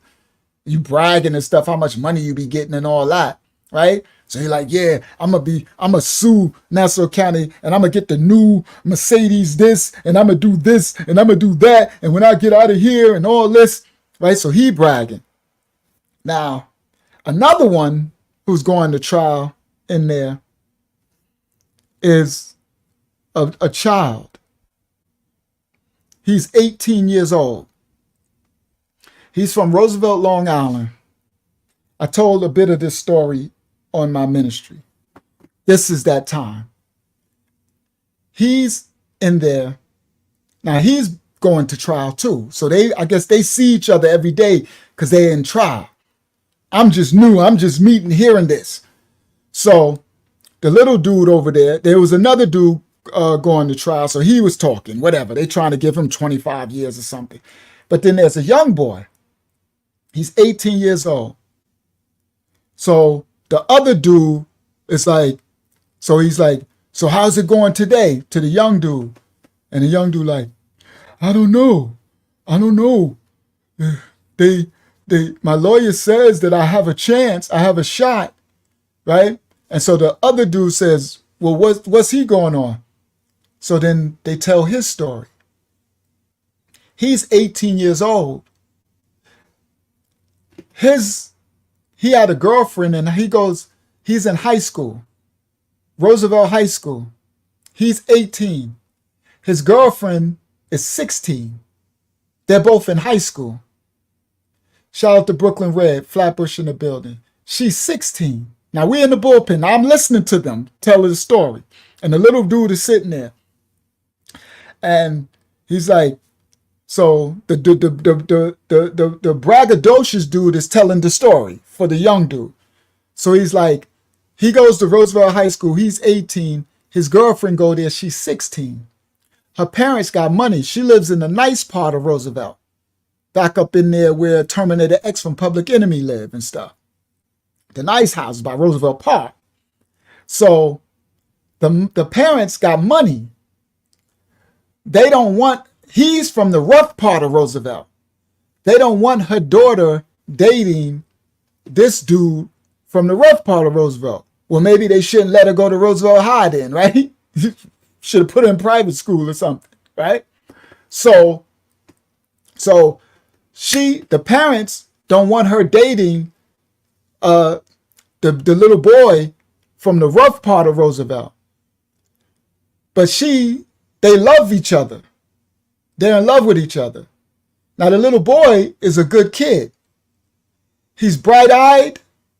He's not big. He's only like 5'4", 5, probably 115 pounds, a little guy. And just polite. You know, you could tell he's a good guy. You could tell he ain't no thug. He ain't no young, thug, gangster or nothing. He's a good kid, right? So, because when he talk, he like, yes, I love my girlfriend, right? We're going to get married. So he says, so the brother's telling the story. The parents found out that they told her to break up with the little boy, but they didn't. So they still sneaking out and being with each other in school. So the parents found out he was 18 and they charged him with statutory rape. He's 18, she's 16. So they charged this little boy with statutory rape for his 16-year-old girlfriend. And they offering him, I think, 20 years. His offer is 20 years. Now, this little boy ain't never did a crime in his life. He's innocent. He goes to school, like straight A's.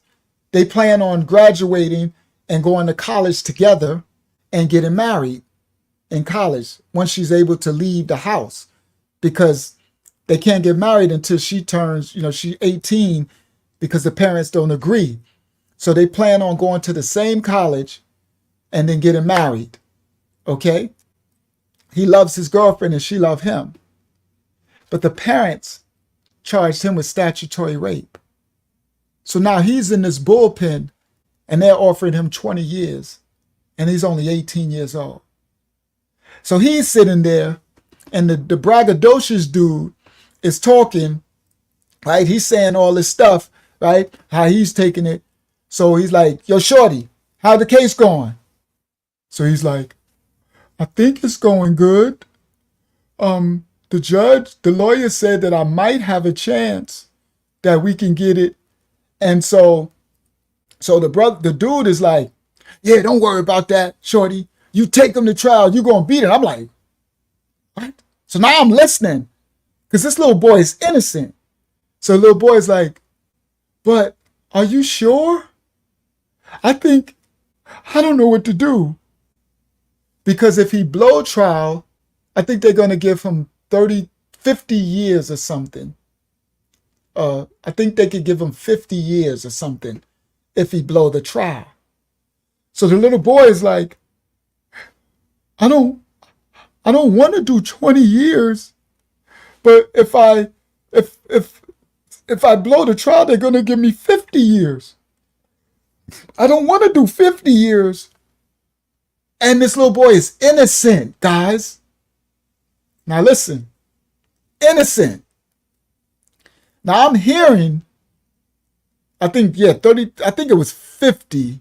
I'm not sure, but let me get to it. So I'm listening. Now my ears are perked up because this little boy is a good kid. And y'all know me, I have a soft spot for the youth. It's just my heart. So I'm listening. I want to tell this little boy, you take whatever they giving you, take it.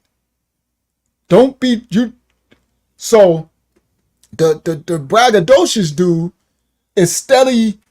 No, that's good, shorty. No, yeah. So you gonna beat this. You gonna beat this, right? And so the little boy is scared.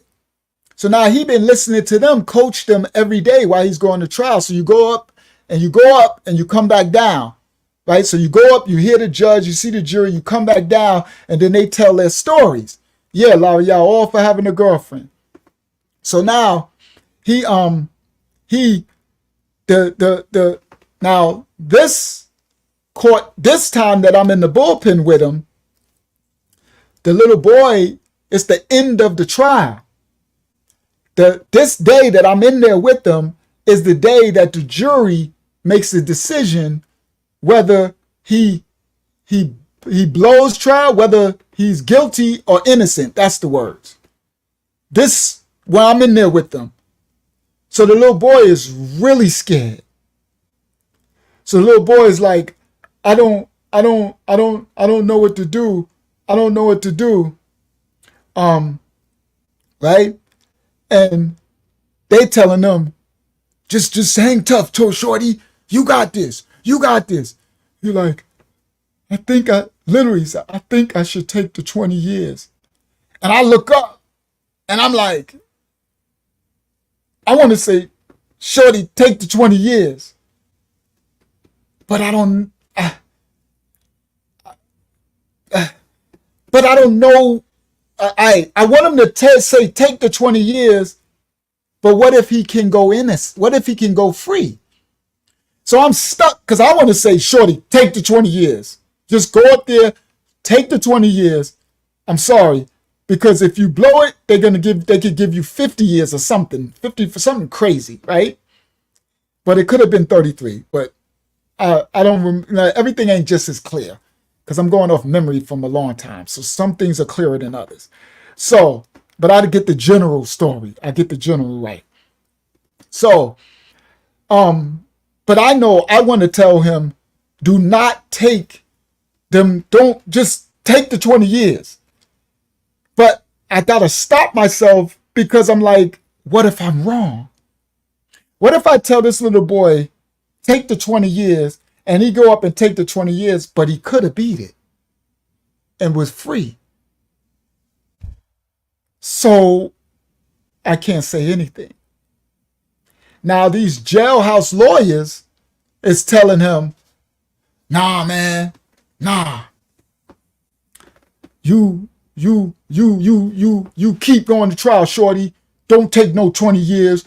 You could beat this, shorty. You could beat this. He's scared to death.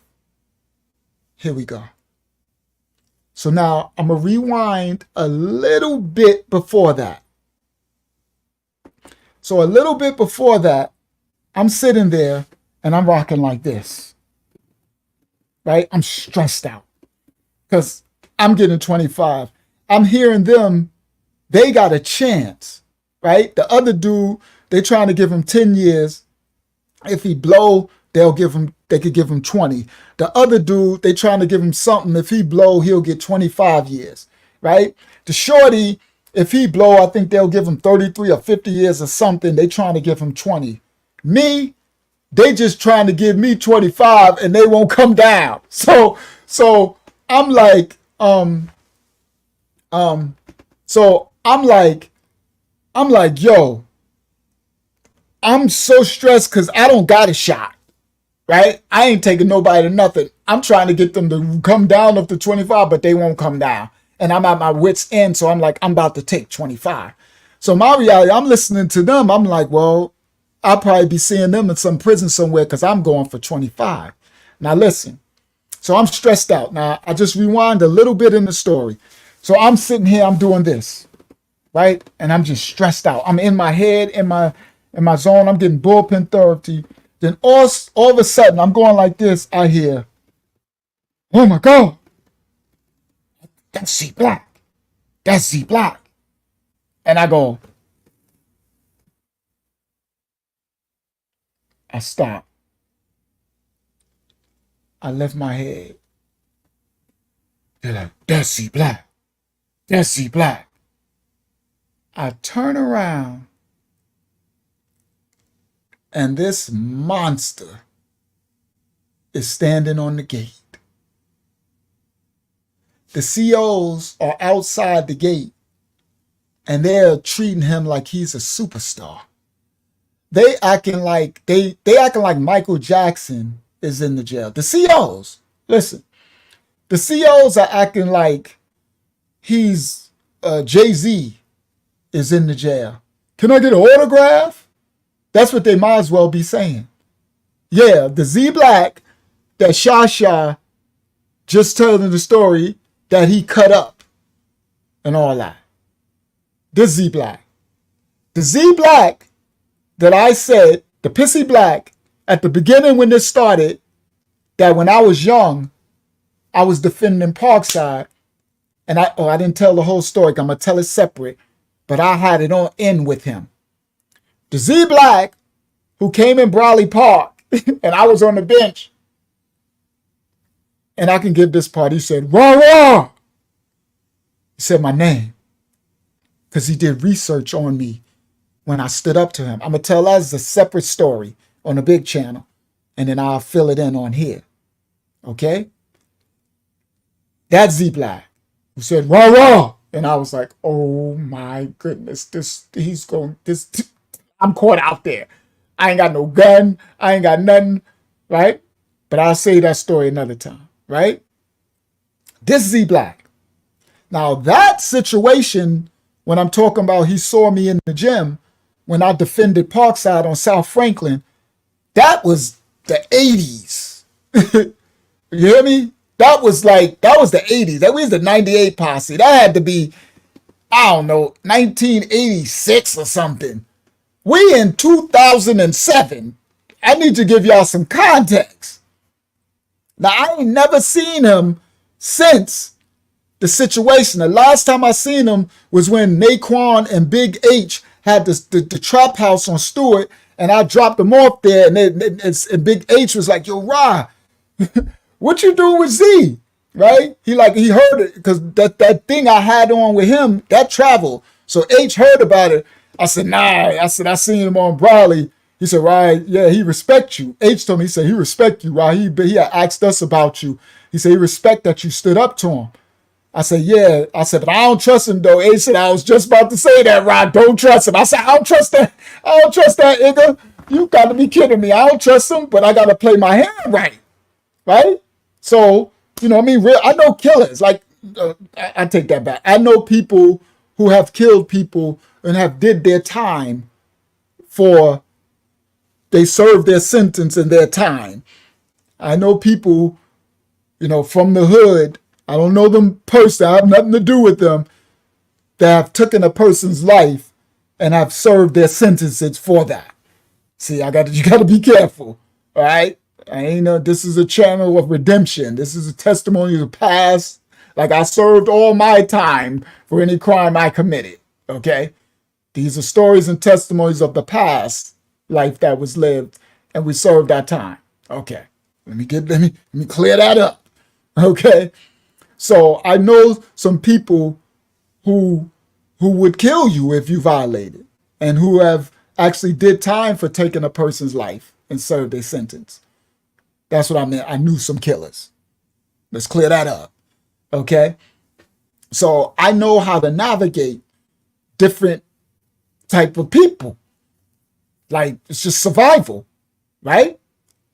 All right, now. So I know how to navigate the Z Black situation, right? I'm like, all right, he seemed like he liked me because I stood up to him, but I still ain't trusting you. I know doggone well I don't want to see you in nobody's jail, right? So I always kept that in the back of my mind. Like, I had it in with him, and I know jail is his domain, right? That's his kingdom. In the streets, oh, it's on and popping, right? Because I could get something, I could get ratchet. Don't let me get a ratchet. It's a rap, equalizer. Streets, I'm going to hold it down. But in prison, it's a different thing. In prison, you got some crackheads that they be 300 pounds in there that's running everything. You hear me? It's a whole different world behind them walls, okay? So I ain't trying to ever see this fool behind a wall. I remember my beef, my war I had with Pudgy. Another one, Parkside, me holding down Parkside. I'm just saying it because I know some of our young youth that knew me, you really don't know you really don't know me. You might have saw me chilling out at a time. Oh, no. My name was stamped because I didn't put it in. I got some wars with some of the best. Me and Pudge. Y'all go to Mark White, Saquon's cousin. Ask Marcus White. From the drive, Marcus White. Ask him about my shootout with Pudge in the projects. Everybody seen it. And that's holding it down because Pudge is trying to Debo Parkside. Facts. You ain't coming over here. Nah. You heard? So anyway, I remember that was another one. When I was in jail and it was like, Pudgy. I was like, oh my goodness. I do not want to see Pudgy in jail. Because Pudgy in jail is probably 300 pounds. Now, Pudgy only like 5'6". But he 300 pounds muscle. His arms are like this and he can run fast. You know one of them dudes bow-legged? Pudgy walk like this. One of them dudes that would have been a fullback for the Dallas Cowboys. Emmett, what's his name? What's the big running back that had the big Thurman Munson, or the other one with the big thighs? Like, y'all know, boy, Pudgy used to come in the gym, put 500 pounds, put his feet up, bench it like this, do, put it up, and then go put the squat weight, put 500 pounds, and then go, yeah, Emmett too, while half cracked out. Yeah, I had a war with Pudgy too. Had it on with Bam Bam too. We gonna keep it real, holding down Parkside. Facts. All right, now, we ain't playing no games, so stop it. Because y'all want me to pull other people card. You know what I mean? And again, I said I ain't the toughest. Never was. Can't beat everybody. Right? Shout out to the legends. But I held Parkside down. Facts. Out of town, in town. You heard? Name synonymous with Parkside projects. Facts. All right. We're just going to keep it 100 here. All right? So anyway, now I ain't want no parts of seeing Z Black in nobody's jail. Right? Because I only get but so big. I only get but 6'1", 200 pounds. I don't get 340. So anyway, So I'm in there, guys. I just need to give y'all context. So I'm going like this. And all of a sudden I hear, is that Z Black? That's Z Black. That's Z Black. Z Black. And my whole heart like the froze. That's the thing about our channel. I keep it real. My heart like the froze in my chest. I'm like, Z Black? I'm like, please tell me Z Black ain't about to walk in this bullpen. Not the 6'11". Now listen guys, this ain't the Z Black that's out in the streets that's now started to smoke and started to get skinnier and skinnier and skinnier until he get locked back up and go back in and turn into the Jolly Green Nephilim, right? This is Z Black that already been up in prison. So he is in his full of all bit of 300 and some pounds.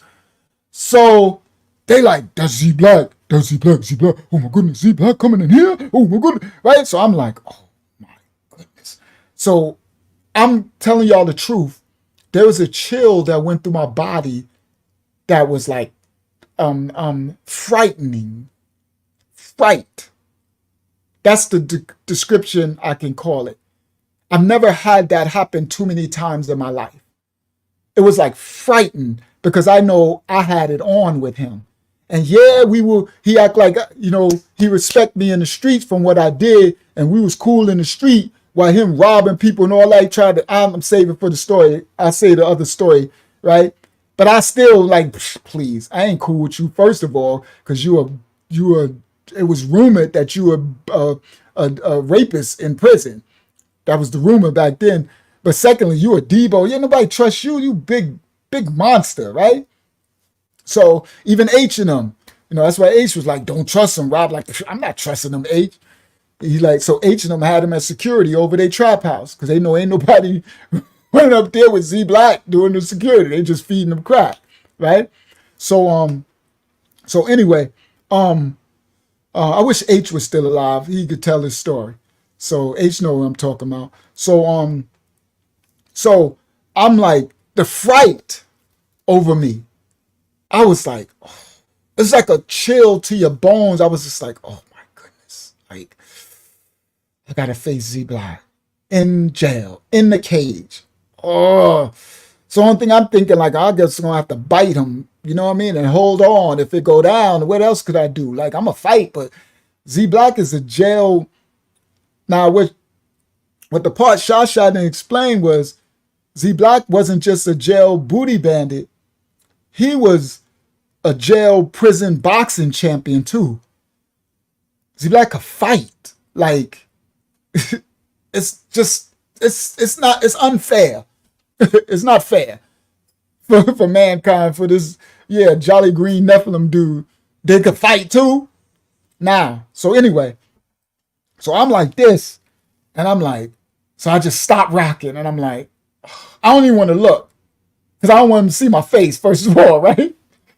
So then I turn and I look, and I mean, this Igga is so big that he's like over the cage. And so the police was on both sides, and they talking to him, yo Z, and he's talking about Bishop Mackey. So anybody from jail know Bishop Mackey. Y'all probably know that name. So he's some jail bishop that was helping Z Black. So Bishop Mackey was helping him do something and trying to get him some outreach thing or something.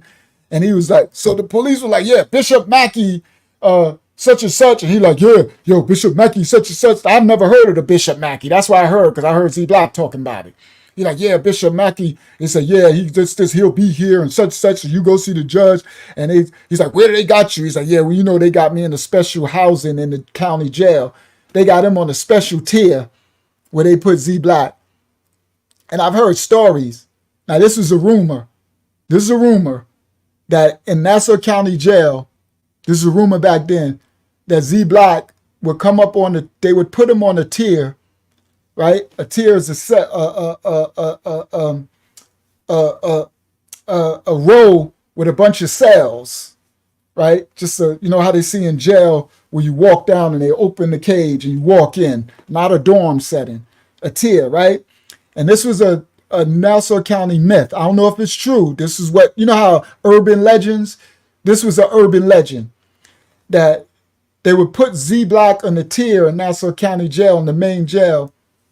And he would go, when he get up on the tier, he would tell everybody who was on the tier to line up. Everybody line up on the tier in your cell. I know this is graphic, but this is the rumor. I just need y'all for the context for the story. And he would make them all pull their wee-wees out and put it.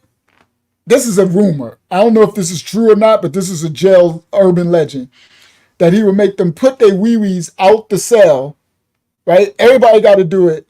And then he would, our brother Gam dealt with him, Bishop Mackey. Bishop Mackey helped a lot of people in there. I heard that, Saquon. Shout out to Arb too, Saquon. Tell Arb I said love is love. So they said that he would make everybody on that tier put their wee-wee out the cell, and then he would go down the cell one by one and suck their wee-wees.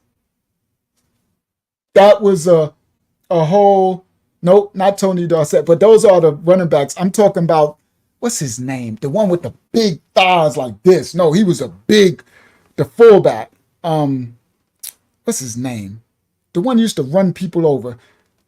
But I ain't talking about Dallas. Whatever. Thurman Munson was one of them, but it's another dude. The other dude, Herschel Walker was one. Herschel Walker. I know the stupid Republican dude. Look at old clips of Herschel Walker legs and stuff. And then there's other ones too. But anyway, that's how Pudge looked. His legs and stuff. So anyway, this was a urban legend that Z Black would do that. And he would go down the road and suck all their penises and then all the stuff. So he had a thing. This was the urban legend that he had a thing with putting penises in his mouth and having people put and look, Boxing Shaw said that's what he did. You see, that's why when I heard the Boxing Shaw story, I said, wow, so some of this stuff probably got some legitimate, these urban legends. Because Boxing Shaw said he turned around and he had his penis out and was like he wanted them. Wow. So anyway, now, let's get back.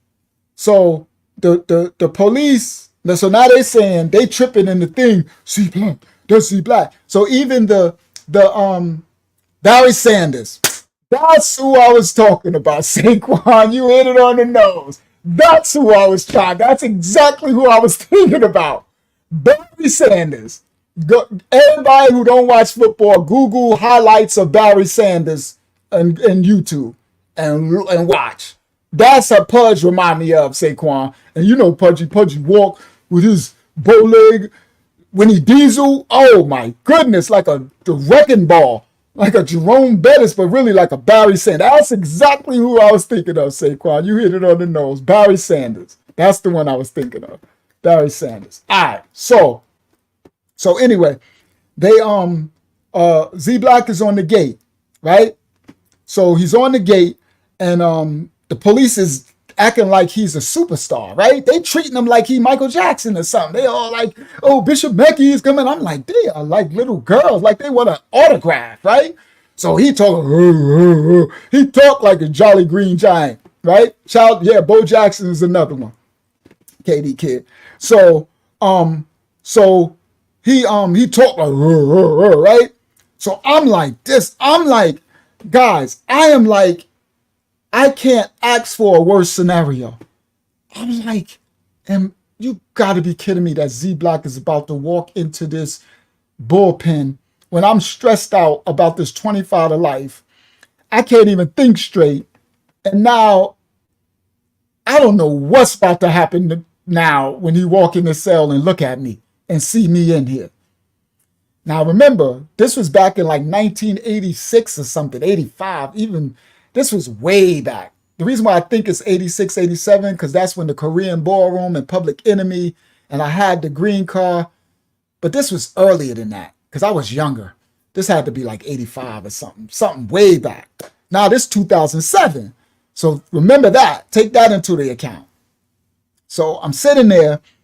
So they pop the gate, right? And in walks Z Black, Pissy Black. He bend his head, and I'm looking at him. So now I gotta fix my face to try to look tough as I possibly can, right? Because you can't show no weakness in jail, right? So now I gotta fake it, right? So I gotta be like, right? So I just get the extra screw face, right? So I look at him with everything in my eyes, and because I can't have him see me. Shout out to Saeed. I can't. He says he's just getting a late notification. I know they shadow banning the Saeed. You could be subscribed, and everybody, make sure you check them because they'll unsubscribe you too. So make sure. I mean, that's what it is. They won't give out the notifications. We so shadow banned. So anyway, guys. So I can't try to hide my face and try to, because if he realized who I am and I'm doing that, that's lunch meat, right? You can't show fear in prison or jail. Okay, fear gets you killed. All right. So now I got to front. I got to stunt, right? I got to put it on, right? So I put everything I got in my face, right? So I got to look at him, right? I got to look at him in his face and let him know, yeah, it's me, type of thing.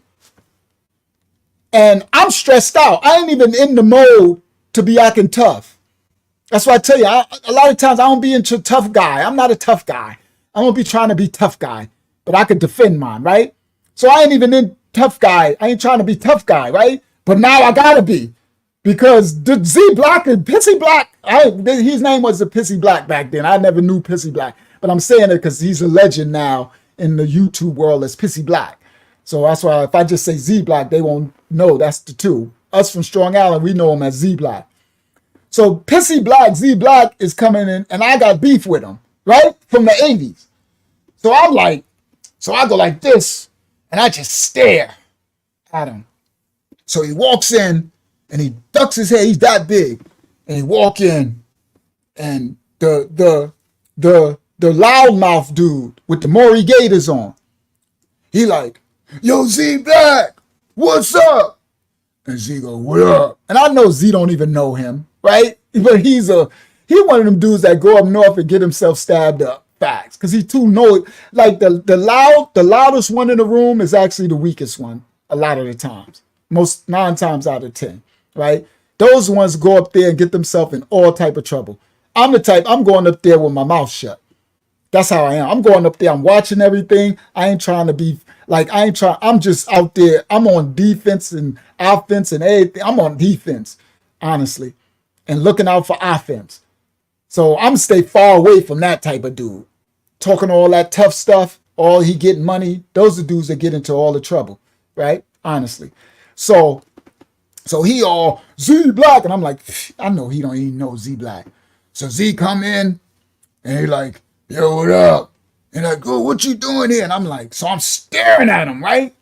And I'm like looking at him, trying to look as mean as I can, right?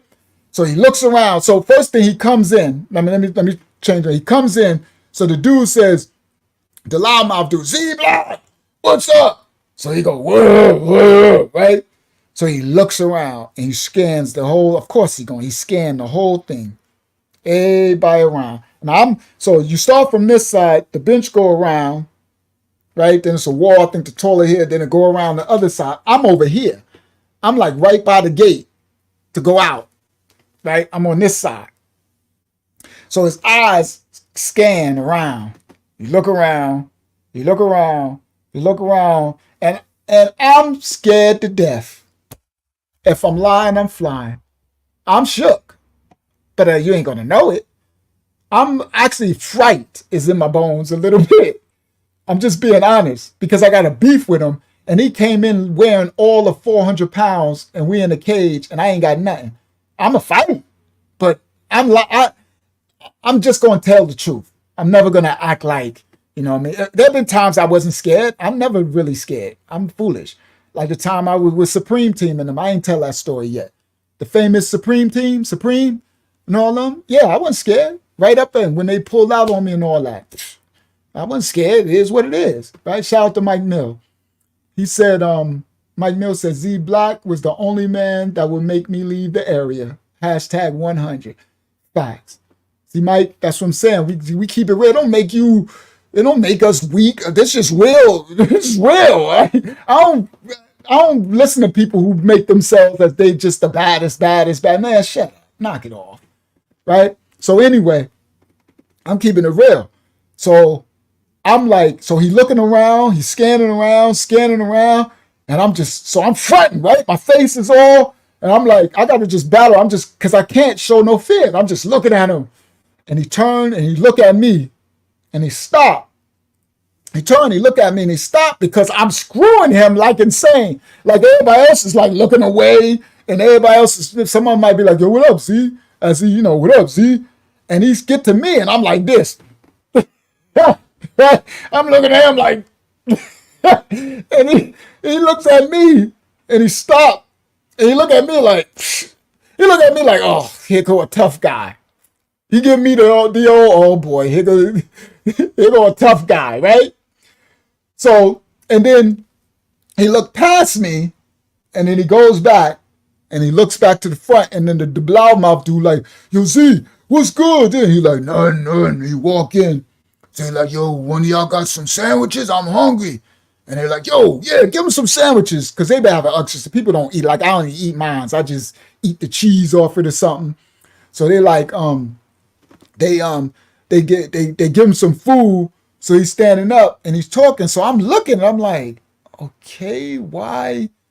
And then he just ignores me. So then I realize he doesn't recognize me. Guys, when me and Z had our beef, that was like 1985 or something. It's 2007. I was like a little kid, basically. Now I got locks and I'm stressed out. I'm in jail. I'm a grown man. He don't recognize me. And I'm like, praise Yah, right? If I would have knew the Most High Yah, I'd be like, praise God. Like, I realized he don't recognize me. Now, if I would have said, yo, Z, it's Rashawn from Parkside back in the days. Remember with the green and white 98? Remember? Then he would have been like, oh, whoa, right? Now, I wouldn't have did that, of course. That's stupio, right? Because I don't know if he would have been like, oh, now. Yeah, you know what I mean? You had a win in the street, or you was able to stand up to me in the street. Now you're in my domain, right? So I wasn't about to say, Z, remember me? You know? This Rashawn with the 98, the green and white 98 from Parkside, you know. Remember? Right? Because that could have went bad, right? So I was just like, he don't remember me. I was like, yes. So I just sat there and I'm watching. So I lightened up my face, right? And ain't no need to screw face him no more for him to get mad, right? For him to be like, oh, shorty, why you screw facing? You think you tough, right? So I just put my face on regular. He ain't recognize me. So he turned back. So now they in there talking, right? So they gave him some sandwiches and he talking, right? And they kissing his butt. The big braggadocious dude, he like, yo, Z, yo, this, right? And everybody, yo, Z, we want a milk? And I'm like, whatever. But he seems really calm. See? He seems really calm. And he's like almost borderline respectful, right? So now, I played the Shah boxing shot clip for y'all first because once I got to see the boxing shot clip, and that just was like 6 months ago, my memory moved back. I said, that makes sense why he was so changed, right? Because he was mad calm. But we do know that as we get older, a lot of the crazy stuff we did back in the past, a lot of people outgrow it. So I was thinking, well, maybe it's that. He been doing bids for so long that maybe he's chilling out. You know what I mean? So he was like basically kind of respectful in a way, right? So he was chilling. So the braggadocious dude was talking, all tough, and I could see Z face. So every now and then he would look around, he would look around at me. So once the first time he looked back at me, he saw my face wasn't screwed up no more. So I guess he figured like, okay, he's chilling, right? Because he got to keep his head on swivel because he probably looking like this by an enemy that I might have did something to in prison one time and could be trying to set it on me. So when he looked back again, he saw I was just looking normal, like, right? And I guess he figured like, all right, cool. So every now and then he would look back at me. So the braggadocious dude was talking all this junk, right? And I seen him look over at me like, he looked over at me like this clown.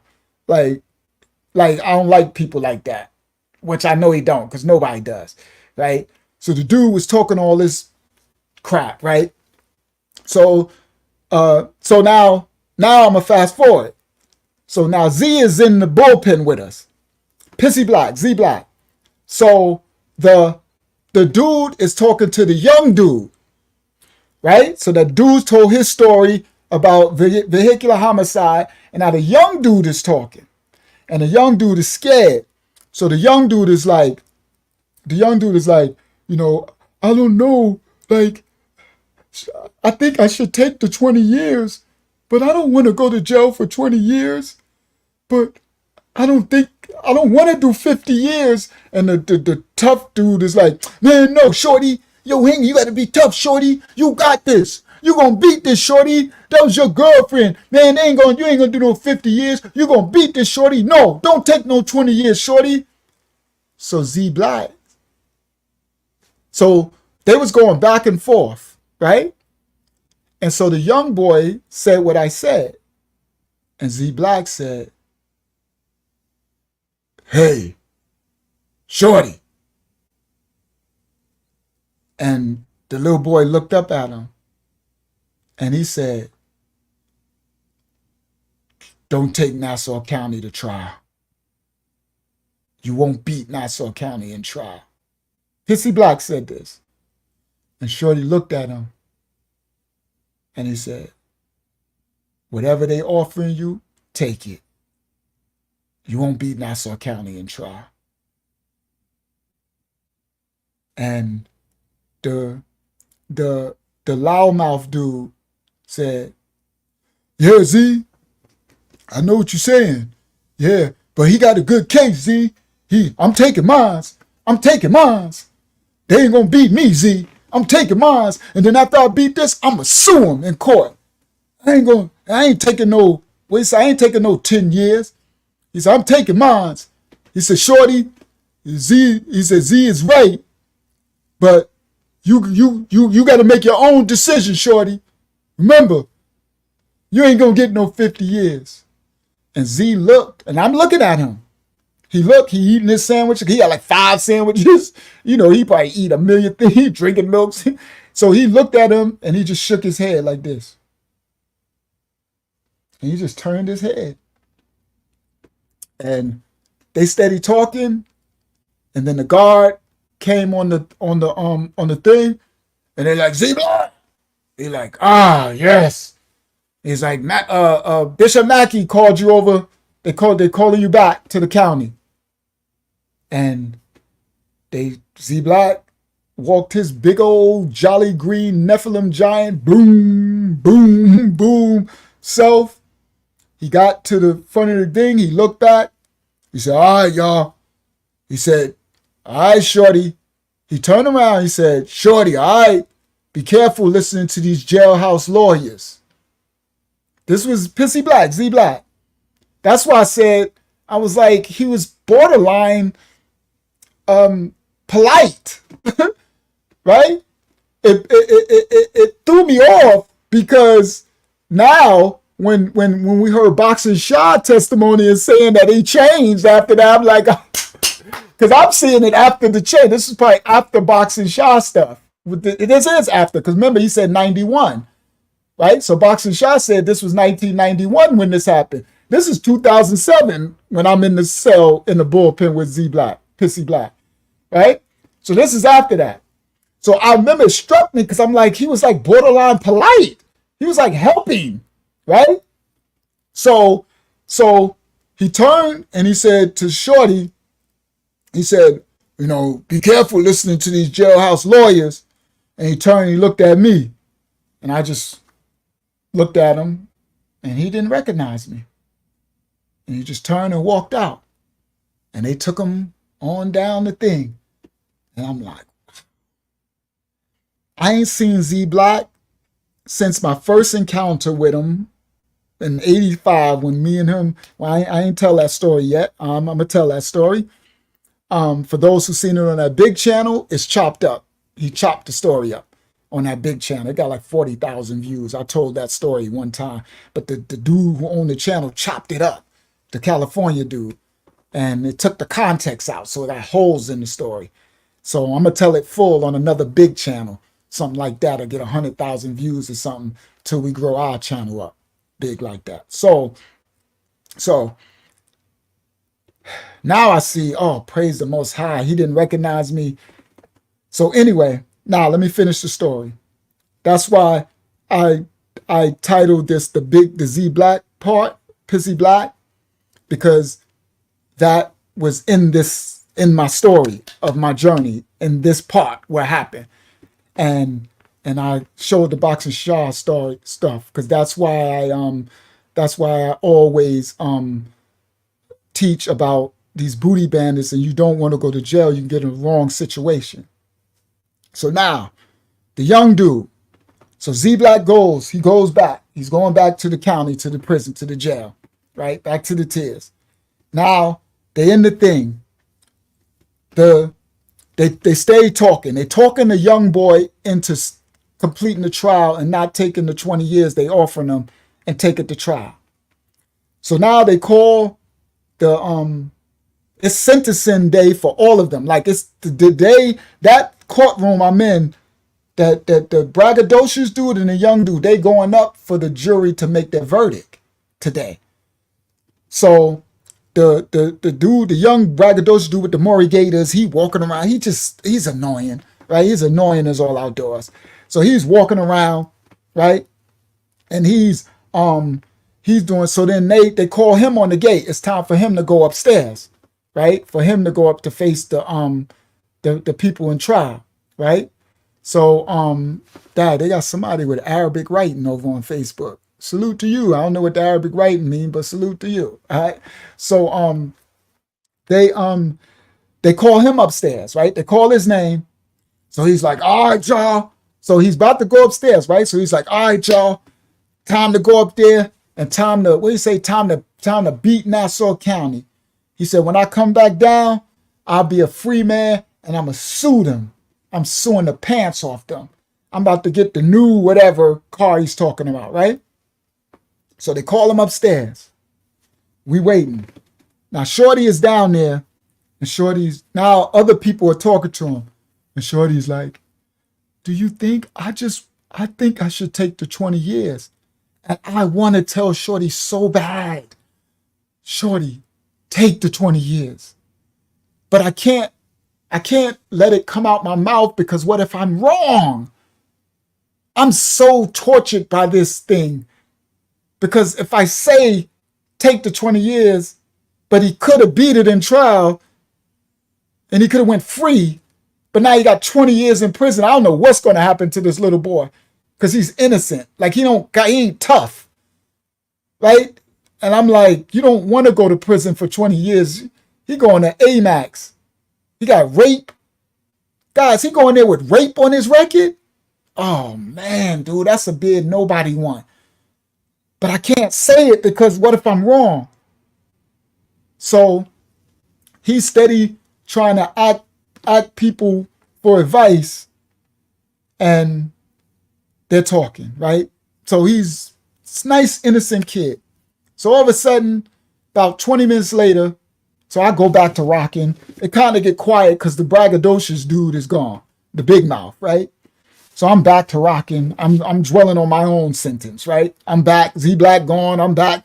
So I'm like this stressed out. So I'm like, all of a sudden, the gate pop. Here he come. You can hear him coming down. He's so noisy. You can hear him coming down the hall. Right? I'm like, oh, here come the idiot juice, right? Here come Big Mouth. So they let him in. So first thing when they let him in, the dudes is like, what happened? What happened? So he like, man, F Nassau County. F Nassau County. I'm going to beat them on the pill. I'm taking them on the pill. And I'm like, uh-huh. You done went up there and blew trial. So he like, they're like, what happened? You blew? He like, yeah, but I'm going to beat him on the pill. I'm going up and I'm coming right back down. They said, what they give you? They gave me 17 years. And I'm sitting there. Now, Z Black, Pissy Black told him don't take it to trial too, guys, just so y'all know. Big Loudmouth. He told him. But Loudmouth ain't want to listen. And still bragging, Larry, y'all. He ain't want to listen. Pissy Black told him, man, you need to take that 10 years they giving you. You ain't going to beat Nassau County in trial. He like, oh, yes, I am. Watch, because the jury, yo, Z, it was this jury lady, the bad white lady, she on my D. She on my D. She was checking out my mores. Like, yeah, and yeah, when I beat this, I'm going to find her. He talking on, yeah, I already know she going to vote on my behalf and all that. Like, he was just, so now he's still bragging. Yeah, I'm going up and I'm coming right back down. I'm going to beat this on the pill. He's like, yeah, they gave him 17 years. I ain't doing no 17 years. Now he's still talking junk. But let me tell y'all something. You know what Unc see? I see past all that. I see through the smoke screen. You know what I see? I see him later at night when he go back to the county jail, in his bed, in his bunk, in his cell or wherever he at, crying. You heard? I ain't stupid. Like, crying. Yeah, you just got 17 years. Now, I'm not saying that's okay. Yeah, he's scared. Because he's actually innocent. He was just driving and it was wet ground and got into a car accident. And they found a blunt thing stuck to the bottom of his ashtray and was able to charge him. And he took it to trial and he lost. And now he got 17 years. And now they about to call him on the big head bus for him to go up to start his 17 years. Now, yeah, he can put in appeals, like he said, and fight it, but he's still talking all that junk. The Most High calls us to be humble. Y'all hear me? Humility is an attribute that the Most High respects. Not that braggadocious, all that tough guy crap. Humble and meek. Right? So now, listen. He then got 17 years. So Shorty, face change. Shorty like, they gave you 17 years? He like, yeah, Shorty. Yeah, vanity is what it's called. He's like, don't worry about that, Shorty. I'm coming down on a pill. I'm about to beat this. I'm about to own Nassau County. There ain't nothing. I'm going right back up and coming right back down. What that means, going up to the mountains, up in upstate New York prisons and coming right back down like he going to beat this on the pill. On an appeal, right?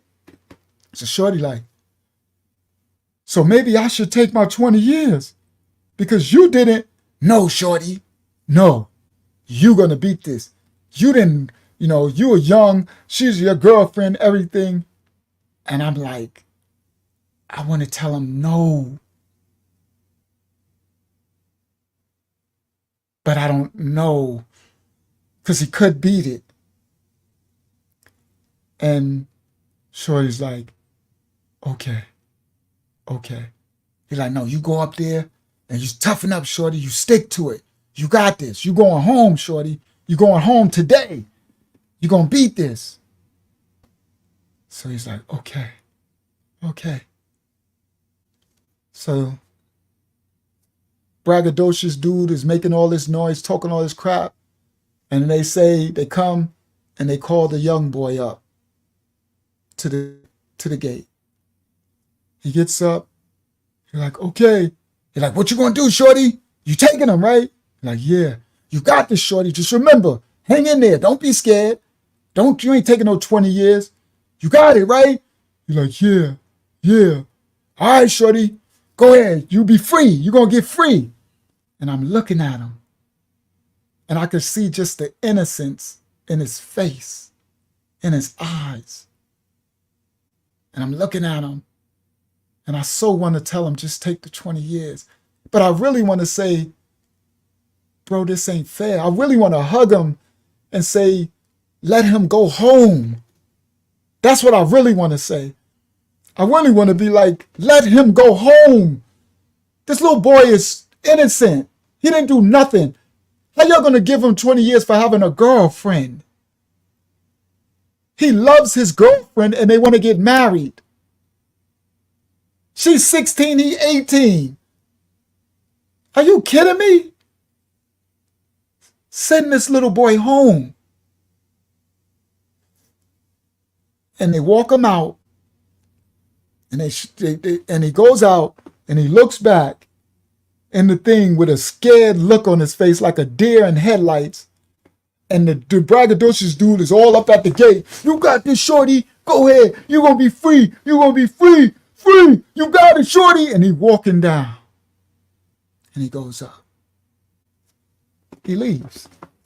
So the braggadocious dude, he go on talking his little mess. And they talking and he's talking all this stuff about, I'm going to go up to prison. They're going to send me here. Then I'm going to do this. And I'm going to do this. And I'm going to fight this. And I'm going to do this. And all this. So I block him out. And I go back to rocking. Because I got 25 to life. This whole thing is heartbreaking. That's why on Facebook I wrote a thumbnail. I said, I got a heartbreaking story to tell tonight. This whole thing is heartbreaking. So I go to rocking. And I'm back to my 25. And I'm like, all right, if he don't give me a break, if they don't come down to 15 or 10 years, I'm taking my 25. I can't do this no more. I'm going insane. I can't do this no more. I got to get out of here. So I just rock. About 20 minutes later, half an hour later, I'm ignoring the braggadocious dude. At this point, he done chilled out, sat down. He's still talking, but he's talking a little lower to the dudes. So he's blocked out. All of a sudden, I'm like this, and you hear, Shorty back! Shorty! Shorty, what happened? You free, Shorty? And I look up, and I look at the gate, and this little boy is standing on the gate.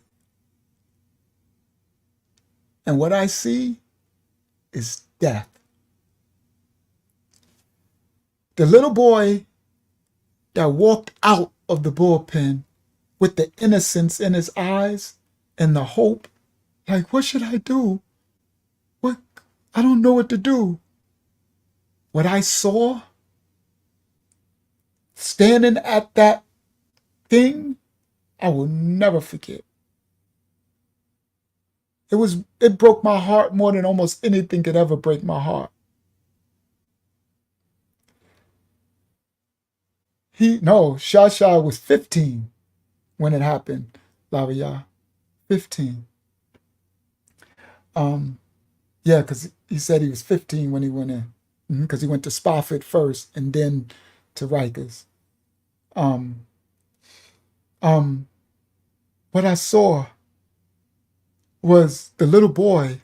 I looked at him and there was like no life in his eyes. So they opened the gate and he walked in and the dude was like, the other boy was 18. Thank you, Laria. Sorry. Yep, Shasha was a child. Thank you, Laria. She said 18-year-old, he was a child. Yep. And Unc had a child. Um, he he walked in and he was like, and so the loudmouth dude was like, Shorty, what happened? You blew trial? And he just walked. And he just walked and sat down.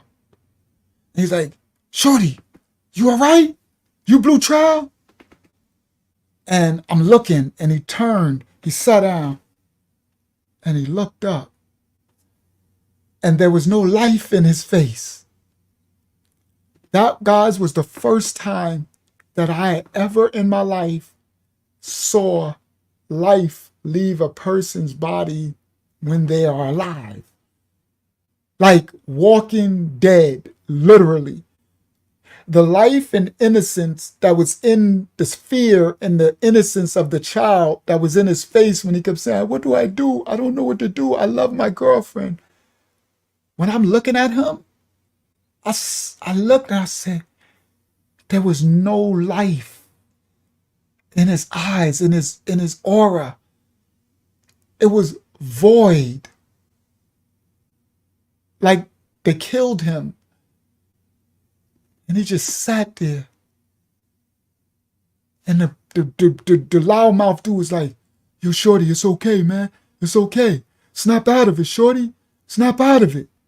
And he was just sitting there. He's like, what happened? What happened? What happened? And he sat there and he said, they gave me 33 years. And I was like, shout out to Tawana, my family, my sister. Shout out to Tawana in the building, Tawana McCulley. Love you, Tawana. Guys, I've never experienced that before in my life. He said they gave me 33 years. And he just sat there like in shock. He's 18 years old. They gave him 33 years in prison for having a girlfriend and loving his girlfriend and wanting to marry her and them two go to college together. This is a true story. I had never seen the life leave a person that's still alive. Because I seen the life leave my little friend when he got hit by the car when I was a child. But I've never seen life leave a body when the person is still alive. This little boy lost his whole life for nothing. Shout out to Kim. Love you, Kim. Kimberly Woody in the building, my family. Shout out to Warren. Hopefully Warren doing good, Kim. I got a story I'm going to tell another time when Warren was in jail. They was all over Warren, Kim. They were like, Warren Woody's in jail. Warren Woody's in jail. Yo, Kim, they was acting like he was Michael Jackson too. That's my sister Kim, her husband, Warren Woody from Roosevelt. Hempstead and Roosevelt legend. Kim, they was on Warren like he was a doggone Michael Jackson. Warren Woody's in jail. Warren Woody. I'm like, shut up. Like, my goodness, they be act like little girls in jail, I swear. I'm like, Warren Woody's in jail. Warren Woody's in jail. I remember when you see me on the VI, Kim, I'm going to save it for the story. I don't want to tell it. He looked at me like, I know you. Because he knew me from Parkside too. He like, yup, I know you married to my sister. Yup. You right? Your kids is my family. Right? But I never try to live off his rep, and I know he respected that. I ain't try to call it, you know what I mean? But shout out to Kim. I love you, Kim. All right. So yeah, guys. Wow, Kim said we're not married anymore. It's been 23 years. I know y'all was together since childhood. But shout out, well, you got all the kids. You definitely a Woody forever. You got all those little Woodies. All right. So love you, Kim.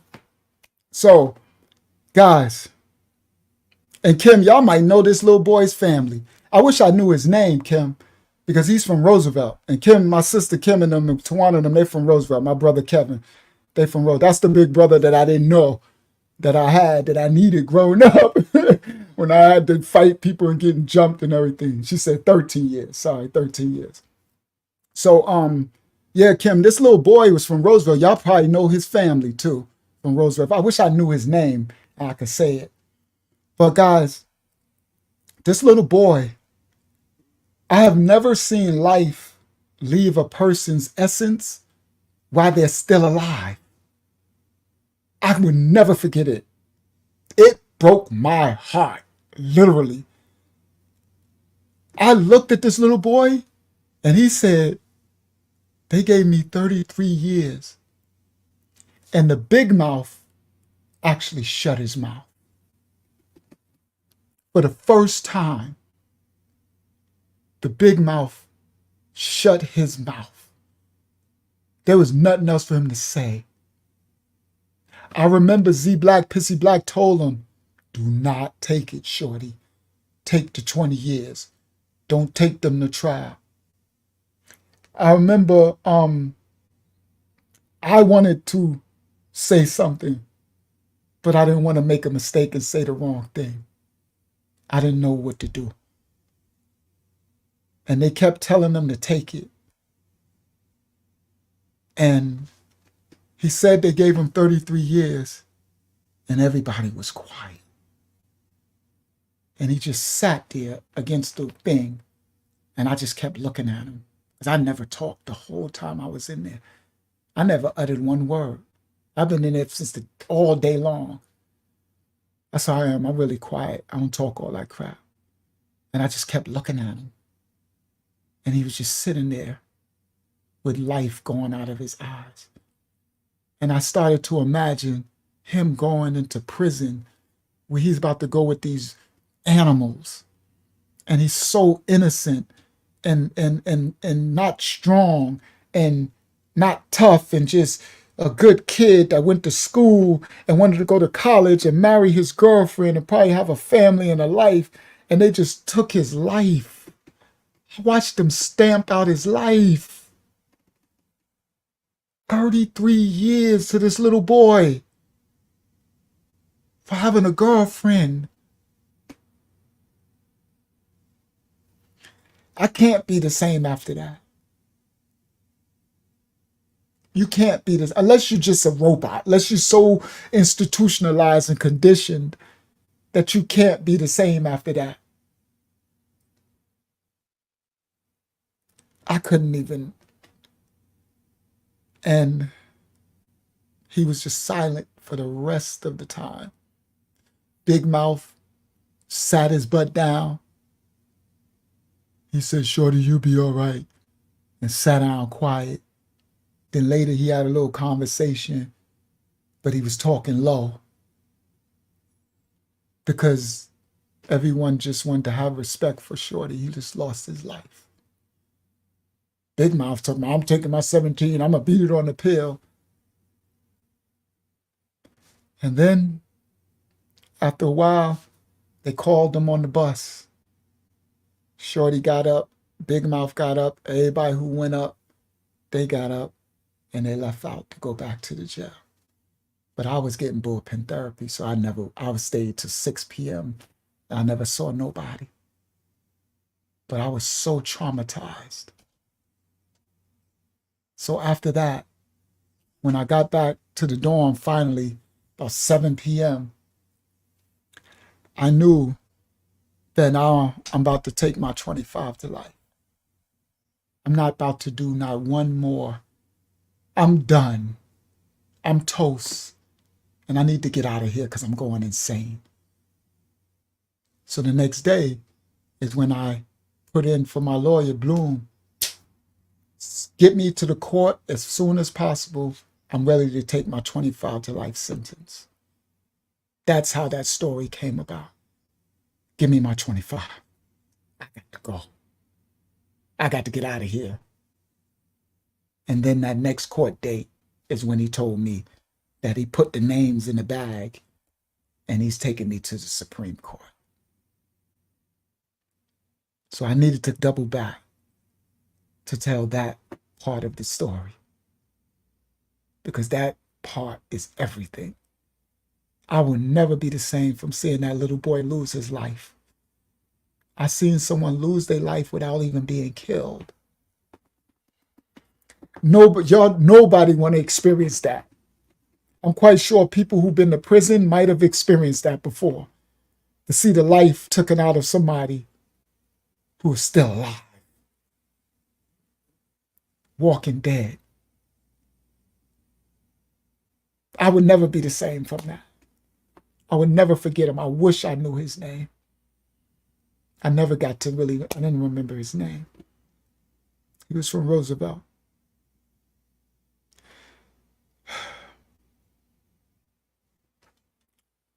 I'm going to end this one tonight.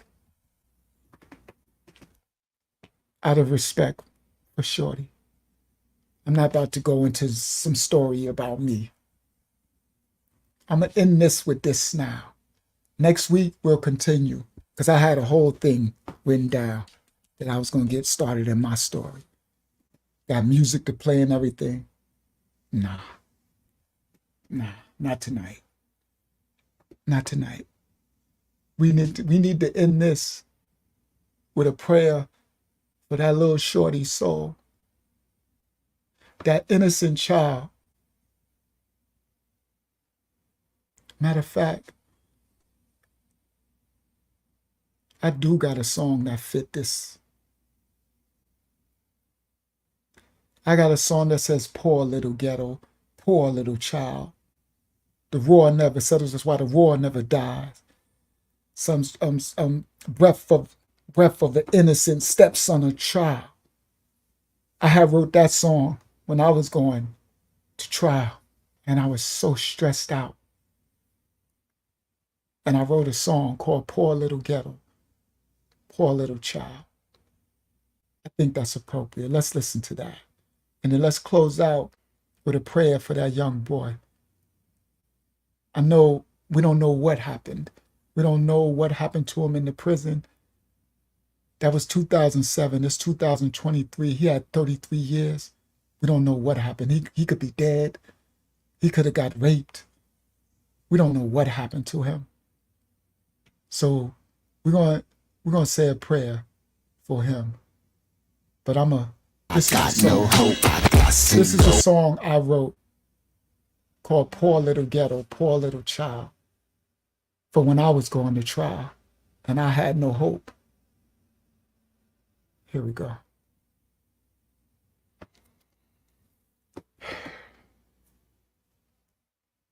I didn't play. Oh, it muted the volume for some reason. I don't know what that was about. Here we go.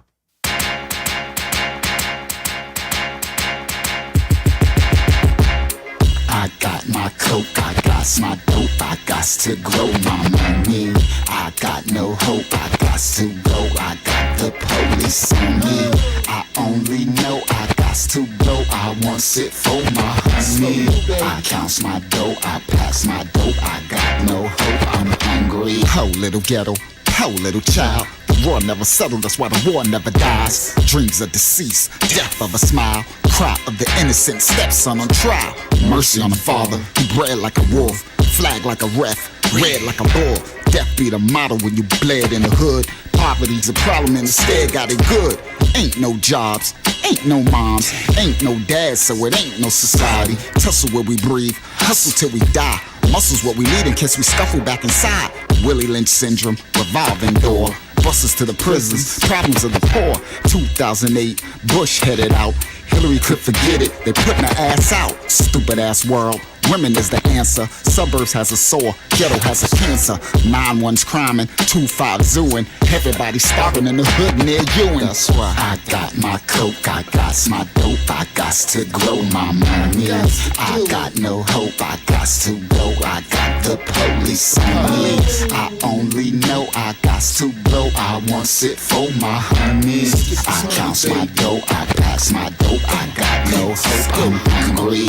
Poor little ghetto, poor little child. The war never settles, that's why the war never dies. Nah, I didn't even finish it. because I end up going back. So that was a cry out in that song, right? I said, all I know is to sell drugs. That was then. That's all I knew. That was 2007 when I wrote that. I was on trial. Cry of the innocent stepson of trial. Mercy on the father. He bred like a wolf, flag like a ref. See, it's the curses that was placed over our head. That's why I say, guys, don't be so quick to judge people because you don't know their upbringing and their reality. Some of us had a mom and a dad. Some of us had it better than others. But don't be so quick to judge. I don't know what, this little boy was innocent, but we don't know what generational curses was over his bloodline from his ancestors. So that's why we need to rebuke and repent for all generational curses and things that our ancestors that done. And just don't be so quick to judge. You see the story at the beginning, Boxing Shah said he was 15 years old defending his mother. And he ended up getting life. They gave Boxing Shah life. He got life on the end of his sentence. So he still has it now. And end up having to be turned into a savage to survive. And then Z Black, Pissy Black, and this other Hollywood went in there to rape him. They set him up. But the Most High covered him. All praises to the Most High. So, I want to send a prayer up for that young brother from Roosevelt, that poor little ghetto, that poor little child, the cry of the innocent stepson on trial. I didn't even know that boy when I wrote that song. I didn't know that. This was before I went to that. When I wrote this song, it was before that bid. That was the 15 of life I had. This one, I'm in the 25 of life with him. So I wrote that before I even met him. I say a prayer up to our Father that young brother, if it's in the Father's will, that he had healing and that he was able to be protected in his prison sentence, wherever he is or was, if he still has life, and that he was able to be healed from the trauma of them taking his life, more or less what might have happened to him through this New York State prison system, because it's no joke. Boxing Shaw was a boxing champion, and he told you how no joke it was. So this episode, I won't go no further and tell none of my stories. We're going to end it with a salute and a dedication to our young so-called black brother from Roosevelt, Strong Island, that I don't know his name. And shame on those parents. Shame on those parents for sending this little boy to prison, causing them to have 33 years because he loved their daughter and because they didn't approve because he was from the ghetto. That's why I said, poor little ghetto, poor little child. I was talking about myself. And now I don't sell no drugs, but in that story, I was telling my reality, all I knew. I said, trying to sell drugs to feed for my honey, right? All I knew to get money because I didn't have parents. That's why I didn't even know the little boy. But it's called Poor Little Ghetto, Poor Little Child. And it's crazy because I had that and some other songs to play tonight because I was going to get into my story. But nah, I won't desecrate this one by going into my story. Yeah, shame on them. This prayer and this 25 to Life Testimony TV episode is for you, young man from Roosevelt. I apologize to you as well because I wish I had enough clarity to try to tell you take the 20. But still, 20 years? You see, guys, how can I tell him take 20 years? See, that sounds easy. Y'all guys, be thankful you've never faced this before. You need to fall down on your knees and thank the Father that you have never been faced with a decision for these people telling you you're going to do 20 years in prison, or 25 years in prison, or 30 years in prison, or 50 your life. It's Walking Dead stuff. So how could I tell this little boy, man, take the 20 years when what if he could have beat it in trial and went free? So my hands was tied. I couldn't fix my mouth to say it because I couldn't live with the fact that what if I was wrong and this little boy could have went free, but now because of what I said, he got 20 years and somebody then raped and graped him or then, you know, they then tortured him in prison, and I couldn't say it, so I didn't say it. But his soul never left my heart. I felt his soul in that bullpen. When that loud mouth, he didn't feel his soul. Braggadocious dude.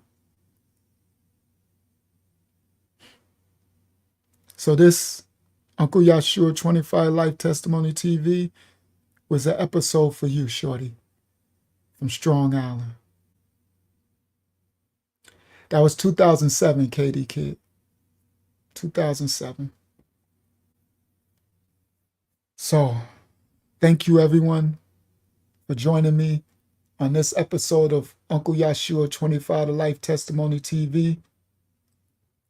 And next week, I'll continue the story of my journey, turning into Uncle Yahshuah and this sentence of the experience that the Most High allowed me to go through, that I caused myself to go through.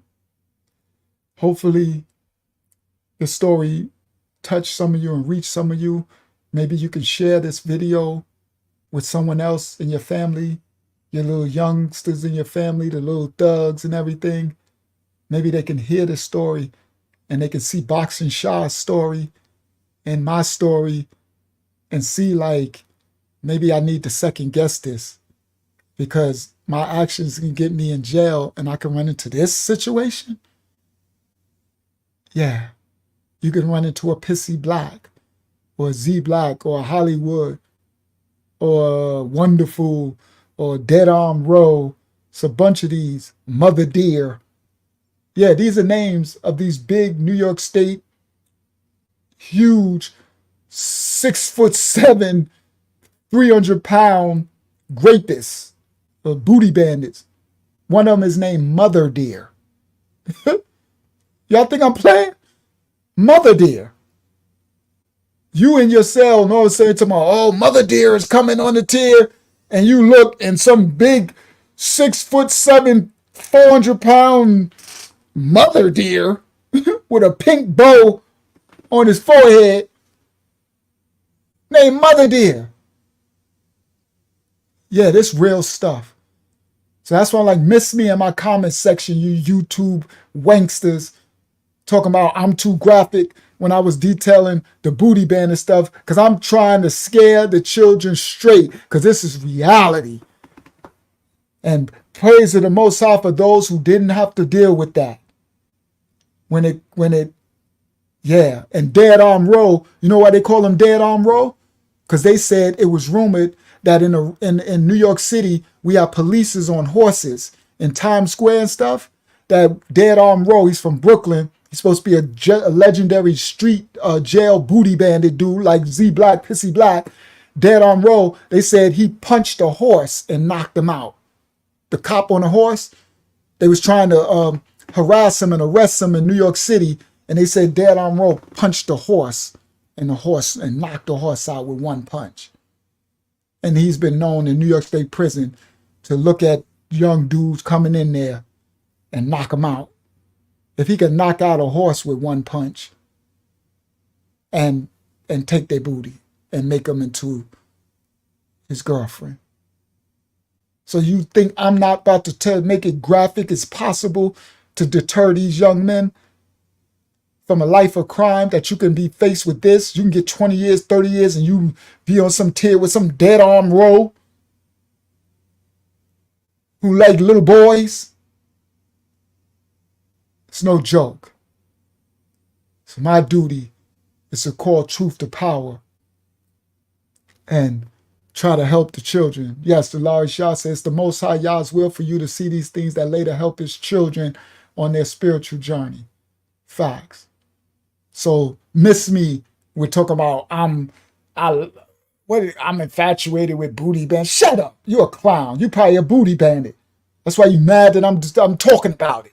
These YouTube wanksters. I ain't built for this YouTube stuff, but I got to do the work of the Father, right? So I just got to, I ain't used for the fake stuff. All right? So hopefully everyone, if you have young cousins, uncles, children, cousins, whatever, and little brothers who are on this path and journey, maybe you could show them this video. All right? And maybe, because some got to scam straight. And this is real. All right. Thank you all for joining us. Thank you, Mashiach Assembly, for joining me tonight on another Uncle Yahshuah Testimony, 25 to Life Testimony TV. Another one down. Uncle Yahshuah, 25 to Life Testimony TV. Next week, Eastern Standard Time, 8 p.m. Thursday, I got another story coming back to my journey of how I got a second chance at my life from the Most High. And now I've given my life over to the Most High. And I dedicate it to helping the Most High's children come from up under the curses that's over them and helping us to walk in the narrow path, the right path, moral, so you don't go through these things, to live culturally, righteously, and morally righteous. Right? I've repented for any sin and any crime that I committed. I'm a law-abiding citizen now, and I do no crimes at all. I'm a man of the Most High in spirit and in truth, and it don't make you weak to serve the Most High, because I still ain't weak. Do I look weak? Do I look soft? Do I look watered down? No, ain't nothing watered down. But now I'm in control of my emotions, and I know who and whose I am. Who and whose I am. I belong to the Most High, and my life, he gave me another chance of my life. So now my life is dedicated to him, and all I do is teach the word of the Most High to his children.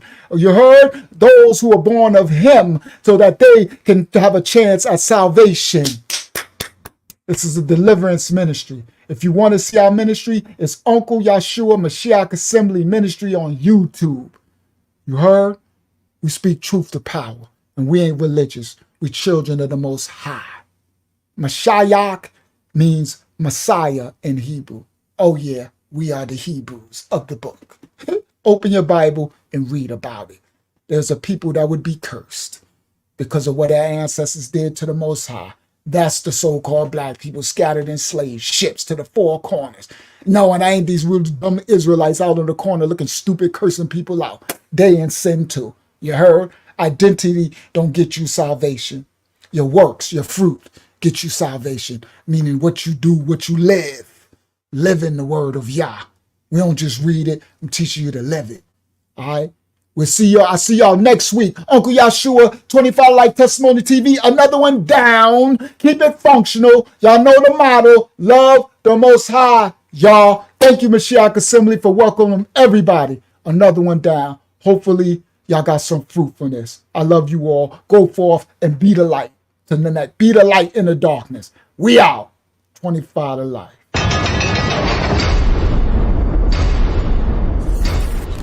This is 25 to Life with Uncle Yahshuah. You wanna know why they call me Lucky Lucha? They call me Lucha cause I like to tuck that Tucci. All the time on the grind, getting that Ducci. This is a little story on 25 to Life with Uncle Yahshuah. Like and subscribe for more incredible stories every week. Police are on the scene of a triple homicide on Long Island. It happened overnight at a home in Hempstead. I'm from Hempstead, dark side, the ghetto, the dark side, strong, the wrong, I think I'm supposed to burn. Am I bad, motherfucker?